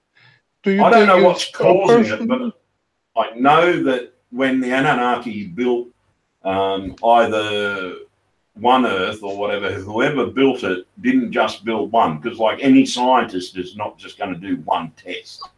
Anybody doing like an experiment, and i.e., I reckon the planets were God's experiments. I don't think that he actually made just one. I reckon he made many, and they developed differently over the years. And but then the Anunnaki come along, and they've realised this, or the Anunnaki are actually the true gods, and because everything that they wrote is the same as in the Bible, and. So I don't know. It's like we're in a giant zoo actually, and I think somehow if everybody wants to believe in the flat Earth and the domed Earth, we're pretty much in giant zoos, and they're just swapping us over here, there, everywhere because I don't know why. We're pretty much, I call it the human show, as if we're being swapped around because we got boring. Well, I'm glad to get your acquaintance. And I love all the stuff that you were saying, Nurse. I forget the Lord Jesus. What's her name? Jessica. Just Jessica. I call her Nurse Jessica. Thanks. Yeah, man, I watch your videos as well, dude. It's I watch everybody's videos. And, thank you, man. That's great. Yeah. And I'm glad to get to. And I love, Brian. You the man. You always. Hey, I say ever since I said that's the residual king, boy. He got the best staff on this side. Thank you, man. Amen. I'm about to. I got your channel linked. I'm gonna link. I'm gonna link all you guys' channels. I have them in the description. I'll add. Just don't put me in one of those cartoons. Oh no. No, that was in lieu of 420 Day. Yesterday was 420 Day for all around the world. I don't even know what 420 Day is. Sorry. Look up 420 Day. I can't say it on the air. Okay. Yeah. Uh-oh. I'll say it. What? So I'm gonna go ahead. I said I'll say it. Take me in there. Oh, okay. You is can that say okay? It. Yeah. 420 is supposed to be like when everybody smokes marijuana. Oh, okay. No, we do that here. We go to jail. Well, you know, in the States, they're making that legal everywhere. That's gonna be a new thing. Well, our country, even though it's illegal here, we actually grow half your medical marijuana. Would you believe our government grows So half that's your why. medical, So you telling me that's why half my people out here is high. You bringing us all that well marijuana over there. They buy it from Australia. They do. They seriously buy half of it from Australia. It's well-known news here. It's sort of like it's the same as most of the opium population is grown in Australia, like for Australian use, is for like medical uses, is actually grown down in Tasmania as long as where the hemp's grown. So they can control it more than that tiny little island. So there were two questions I wanted to ask you guys real quick before we go. One of them was to the nurse, Jessica. Mm-hmm. Have you noticed the ovaries change with the Mandela effect? Because didn't they not used to be like, the little eggs? Yes. Oh, yes. Absolutely. The ovaries are so different. They used to there was like one branch to one ovary and one branch to another. And now they have, it looks like it loops around and it's completely different. Yes. I thought so. I don't know when it changed. It had to be recently in the last year. Well, no, actually, that was one of the changes that I saw longer ago than that. But but it is vastly different. I'm talking about radically different. It's as different as the kidneys are. In fact, if not more so. And I remember actually it was after I spoke to you before that I noticed it. Like, I don't remember the last time I talked to you. So maybe it was in the last year. But it was shocking when I saw it. And it was just as dramatic as the kidneys change. And was it as dramatic as the skull change? I mean, well, tell me, because that is a big one for a lot of folks, the 6 holes in the skull. You remember that? Yeah. It's not our actual skulls that are changing. It's sort of like they are physically doing something to us. That I'm getting scars every time I get a change. But you've got to realize that when we go to a different reality, we don't change ourselves. It's the reality that is different, and everybody thinks that we are getting those skulls and everything like that. But my skull is still exactly the same. I've had it x-rayed. My body is still the same. My rib cage is still the same. I've made up excuses to get these x-rays, and they're exactly the same as they've always been. But I've got a question for Jessica. Are your doctors noticing all these people with all these different bone structures? It's not something I speak about. The reason I go by Nurse Jessica and I don't give my last name is because I, again, don't want to be seeming crazy in my profession. So I'm not asking doctors about this because I have a professional reputation to uphold. Yeah. My friends, I've got friends that are doctors and they are noticing them. They are definitely noticing them. And so I was just wondering what was happening over in the States. My one friend pretty much risked his career telling me because he knew I'd say something, but it sort of, he turned around to me and said, if I say anything to publicly, he said, we'll lose our jobs. They've been forced in every reality that I've been to actually turn around and sit there and learn the structures of the new people that are coming. You look online and you'll see all the different skeletal structures because they're documenting. Yeah. They're documenting the skeleton structures. They're even on Google. E-Man has a question. Go ahead, E-Man. If it's actually changing, and we don't say nothing, and we don't express what we see, ain't we just as guilty as the people that's changing it? Yeah, but we are telling people. But I'm not going to say in my professional workplace. Oh, yeah. You see what I'm saying? That's not. I don't mind talking about it. Like I'm telling people about it right now, but I'm not willing to do that in my workplace where I could lose my job for basically what they may perceive as my mental instability. I'm lucky I'm the boss. I own the business. I'm sure. They can't sack me. I'm sure they can sack them. They're gonna at first give you a drug test, and then they're gonna give you a mental evaluation. I know how this stuff works, right? But there was another question about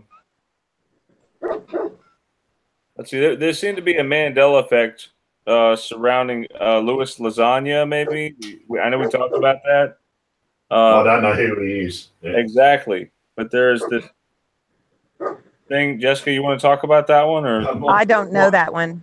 My dogs can hear your dog through the speakers. They're just going nuts. I'm going to encourage everyone to look up the Louis Lasagna oath. Can you put it in the chat so I can look it up? Oh, you're talking about the Hippocratic Oath? Yes. Oh, yeah, that I know about. Yeah, that's changed. Yes, and then that was actually EYA. Yeah, my mate said that, yeah. All right, the Hippocratic Oath is, I explained this to Brian, but I'll just say it for the listeners, that the Hippocratic Oath is the oath that doctors, medical doctors, take when they finish medical school, and it is an oath to do no harm. And it's much longer than that, but the only thing I knew about it was that it was to do no harm. That's the basis of it. And I did not take that oath. I am not a doctor, and so I actually don't know what it said before, so I have no ability to answer whether or not that's changed. Wait a minute, hold on. Wait. You telling me nurses don't got to say that? No, we take an oath to act as our patient's advocate, which is a completely different thing. Doctors are ordered to do no harm. Nurses are taking an oath to act as their patient's advocate. Yes. Here's the thing. Like, this is what it says now. Can I read it? Sure. Okay. Hang on. Let me present this so you guys can see.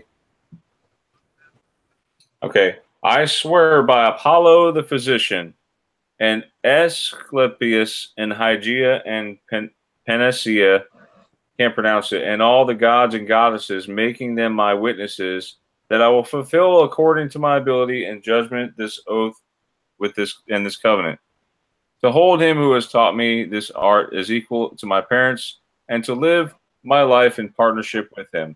And if he is in need of money, to give him a share of mine, and to regard his offspring as equal to my brother's male lineage, and teach them this art, if they desire to learn it, without fee and covenant, to give a share of precepts and oral instruction, and all the other learning to my sons, to the sons of him who has instructed me, and the pupils who have signed the covenant.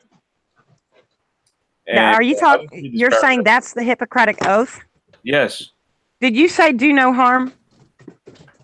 I think it's further down. I was going to say it needs to be in there because I know for a fact that that's the gist of it. Okay, and it says, and sign the covenant, taking an oath according to the medical law, but no one else. I will apply dietetic measures for the benefit of the sick, and according to my ability and judgment, and I will keep them from harm and injustice. I will neither give a deadly drug to anybody who asks for it, nor will I make a suggestion to this effect. Similarly, I will not give to a woman an abortive remedy. In purity and holiness, I will guard my life and my art. I will not use the knife, not even on sufferers from stone, but will withdraw in favor of such men as are engaged in this work. Are you trying to say that was the oath before, or that's the oath now? This is the oath now. Okay, there's no way that is the oath. Somebody made that up. That's what I just said.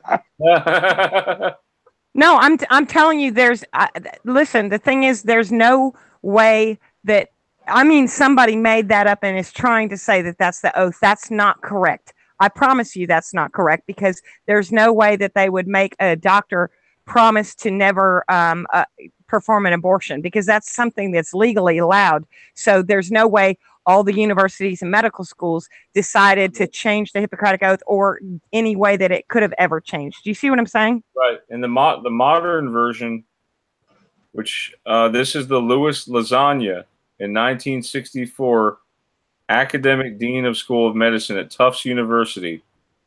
And this is probably the one you may be familiar with. I swear to fulfill the best of my ability and judgment this covenant. I will respect the hard-won scientific gains of those physicians in whose steps. Does that look more familiar? Can you read that? Yeah, I'm not looking at the screen, but that sounds a lot more familiar. Yes. But I'm just saying that if you call up any medical school and you read that first one that you just read to me, and especially about the part about abortions, there's no way they'll tell you that's not the Hippocratic Oath.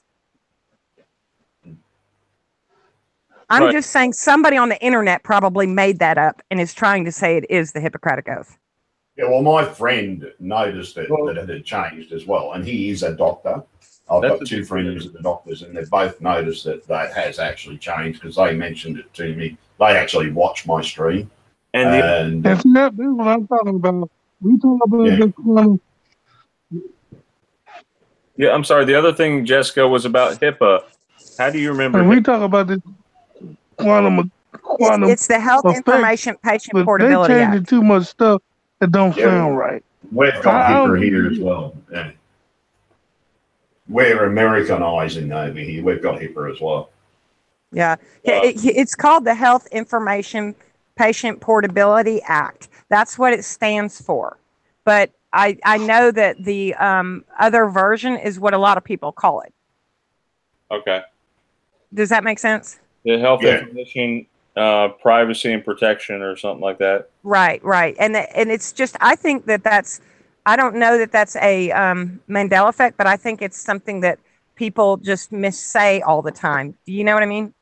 Yeah. Well, I actually read it on a U.S. Congress page somewhere. Mm-hmm. I've seen it. It said Health Information Privacy and Protection or something Act. I remember seeing it, but I guess I can dig it up later. Yeah, I thought it was HIPAA. Oh, you thought it was Health Information Patient Privacy Act? Yeah. Okay. You know what? That may be a Mandela effect then, because I know now it stands for Health Information Patient Portability Act, but the Health Information Patient Privacy Act, if that was what you found and it said it was by Congress and that was the name of it, then maybe that is a Mandela effect. I'm not sure. Yeah, because I did a video on that months ago. I think Brian did one too. Yeah, we've been talking about it for kind of a while.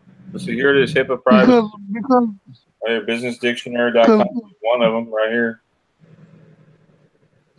Yeah, it was HIPAA. I know, it is interesting.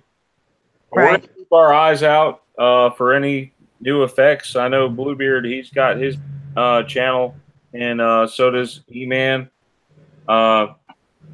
We always try to touch base with each other, Yeah, well, at the moment I've been talking mainly on the abduction experiences. I've had some pretty freaky ones. Sort of the first one I've had two really weird ones over the last week, so I've been concentrating on those. The first one, what they actually showed me is that we were actually being eaten, and I mean they showed me the food factory, and then it was pretty much as if I was in the story of the movie, and then the one after that, pretty much I was in some kind of an orb, and I went into this church inside the orb. I was protected, felt protected, saw everybody with their Bibles, and something about the orb changed done something to their mechanical suit, and the damn thing opened up, and it opened up very much like the bloody what do they call it, the Predator, how his mouth opened. The whole suit opened up very similar to that, same as on the Independence Day suit, how it opened up. That's pretty much what I physically saw in the vision. And but I went through an abduction experience. I've been talking about that a fair bit over the last week, because that's what I've been going through for the last week, and it's driving me crazy. It's sort of freaking the shit out of me. What are you saying, that you've had an abduction experience? I have an implant in my brain. I've even got a video about it online. I've had an implant placed right to the two frontal lobes. I go through airports, especially with the US. They always put me through the big one where they use the body scanner. Then it does a deep metal detection. Comes up onto the forehead every single time. They said, "Oh, you got a metal plate in your head," and I just turned around and said, "No, only an implant." And they just laughed, think I'm joking. I'm not. I had physical evidence out there. And it's the same evidence now that I'm not saying Bluebeard is the original. I've got put that video up about that as well. So. Right, and well, I guess I'm curious about this, because I've heard about people who have said that, but I've never actually gotten to talk to somebody. So I got a question. Do you remember it? Do you remember the actual abduction or what these aliens looked like? Most. And it's the same. My experiences is almost identical to most people. I used to run the New South Wales UFO hotline up until I became affected in it. And after about the second reality, I decided to withdraw from it. And all the other Bluebeards pretty much turned around and did the exact same thing, because everywhere I've gone, we're all resigned from the society. We started it, but we don't need to keep on going with it. And I've been listening to their stories, but I started it mainly to the fact that I was an abductee, and I've just constantly heard my same story time and time again. What did they look like? Well, they are some looking human looking.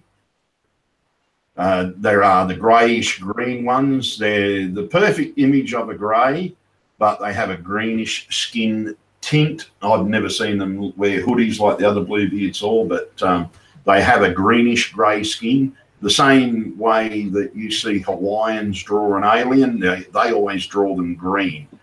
And there's stories out there about them and everything.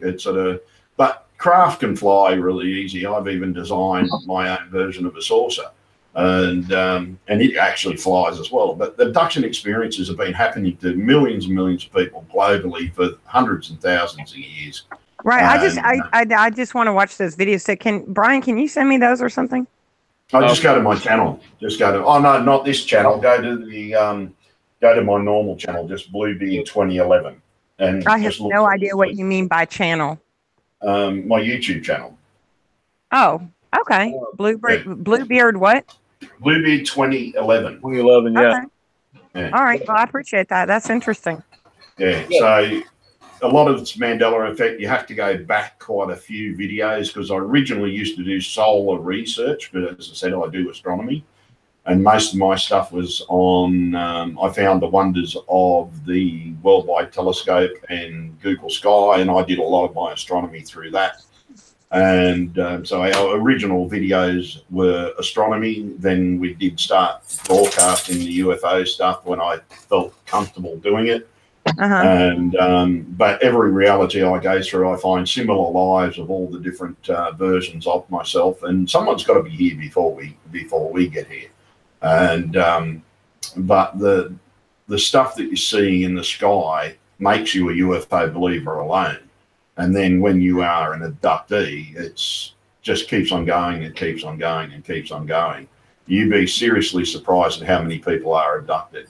If you even dream of it, I guarantee you, if you dream of an abduction, you actually really were abducted. Well, I've never had a dream or anything, but I will say the only person that I know in real life, so to speak, that's not internet based, the only person I've actually met who can say anything to that effect, and it wasn't as dramatic as an actual abduction, but my uncle, who is extremely, in my opinion, reliable, said that he said it was a light that moved in a way that light cannot move and traveled faster than anything that was possible to be. It was an unnatural light that moved in a way that could not have been man-made. It was far beyond the capabilities of what mankind can make. And he said that it, moved through the sky at a speed that was ridiculous, and then stopped, and then went a different direction, and something like that. And he said he saw it, and it's the only time he had ever had any weird experience. I was like, so what did you think? He's like, well, I knew it wasn't man-made, and I didn't know, what it was. And that's all he says about it. But I do find that that's very interesting. Yeah, he's talking about the orbs, which is pretty much what I think I was in the other day during that vision that I saw, because when they took me into the church, I felt protected, and whatever the field was that I was in was what upset their machinery and pretty much opened up their machinery. So it is mechanical. I believe that's what he might be talking about. Guys, go ahead, Brian. Cut the show because we're running way over overtime. But Bluebeard, it was a very welcome experience having you on here. We hope to have you on again sometime. Yeah. Don't be afraid to come on. I'm currently trying to raise money for the movie Ripped Away about the Mandela effect. So what I'm doing is because like I thought I could do it in just slowly get super chat and donations. And I thought, nah. Now I'm streaming on Twitch and I'm trying to raise the money over there. So I'm going to stream a fair bit now. So, but not Mandela effect. I'll be streaming my art, trying to sell my art at the same time, and I'm going to try and use the money from our art. Because every reality, we're all artists, so I'm going to try and sell it so that we can raise the money. Because everywhere I've been, we've been making the movie. The set, fair enough, the film sets are different in every reality. It drives me nuts because I'll have it be in a completed film set and then come to one that's just getting built. Drives you nutty. We've heard about this movie supposedly coming out this year about the Mandela effect. Yeah, it's a rip-off, man. They're going to rip us off, and that's why I decided to make the movie Ripped Away. My film company is a very small film company, and I have to raise the money each time. It's very hard to do so in the film industry. If you're not in the would you be filming? You raise it yourself. In the States as well, or well, I don't know. Where it depends on how much money I can actually raise. For the film. At first, I've got to raise 50 grand for the camera because I can't even think about doing it unless I get a decent camera. So I'm trying to raise it, even if I sell a piece of art to buy it. E-Man? Yeah, so. I think he just left. Oh, crap. Okay, I was going to have him lead us out with a little prayer. Anyway, guys, Lord, we ask that you watch over us and protect us as we go through our days. We know that our time is limited with each other. We ask that you come bless us in every single way. And no matter what belief system we all have, please keep us in your mind and hearts. Always. Anyone want to add to that? Yeah, pretty much. It might sound strange, but I still pray. And yeah, Father, look, with all the confusion that's going on in this world, if you can protect everybody, because we don't actually know who you are, we never have. And it would be nice that when you do come back, that you do actually show us who you are, so that hiddenness of yourself will be known to everybody, to stop the arguments between religions, to stop all the confusion between everybody. So if you can honour us with that when you do come back, Father, it'd be greatly appreciated. Amen. Amen. In the name of Jesus Christ, amen. Hey, everybody, good night. It was nice having you all on. Jessica, yes. Don't be a stranger. You too, Thank Blue. you. Thank you, guys. Thanks. Yeah, no worries, man. Hey, good night, man. Good night, everybody.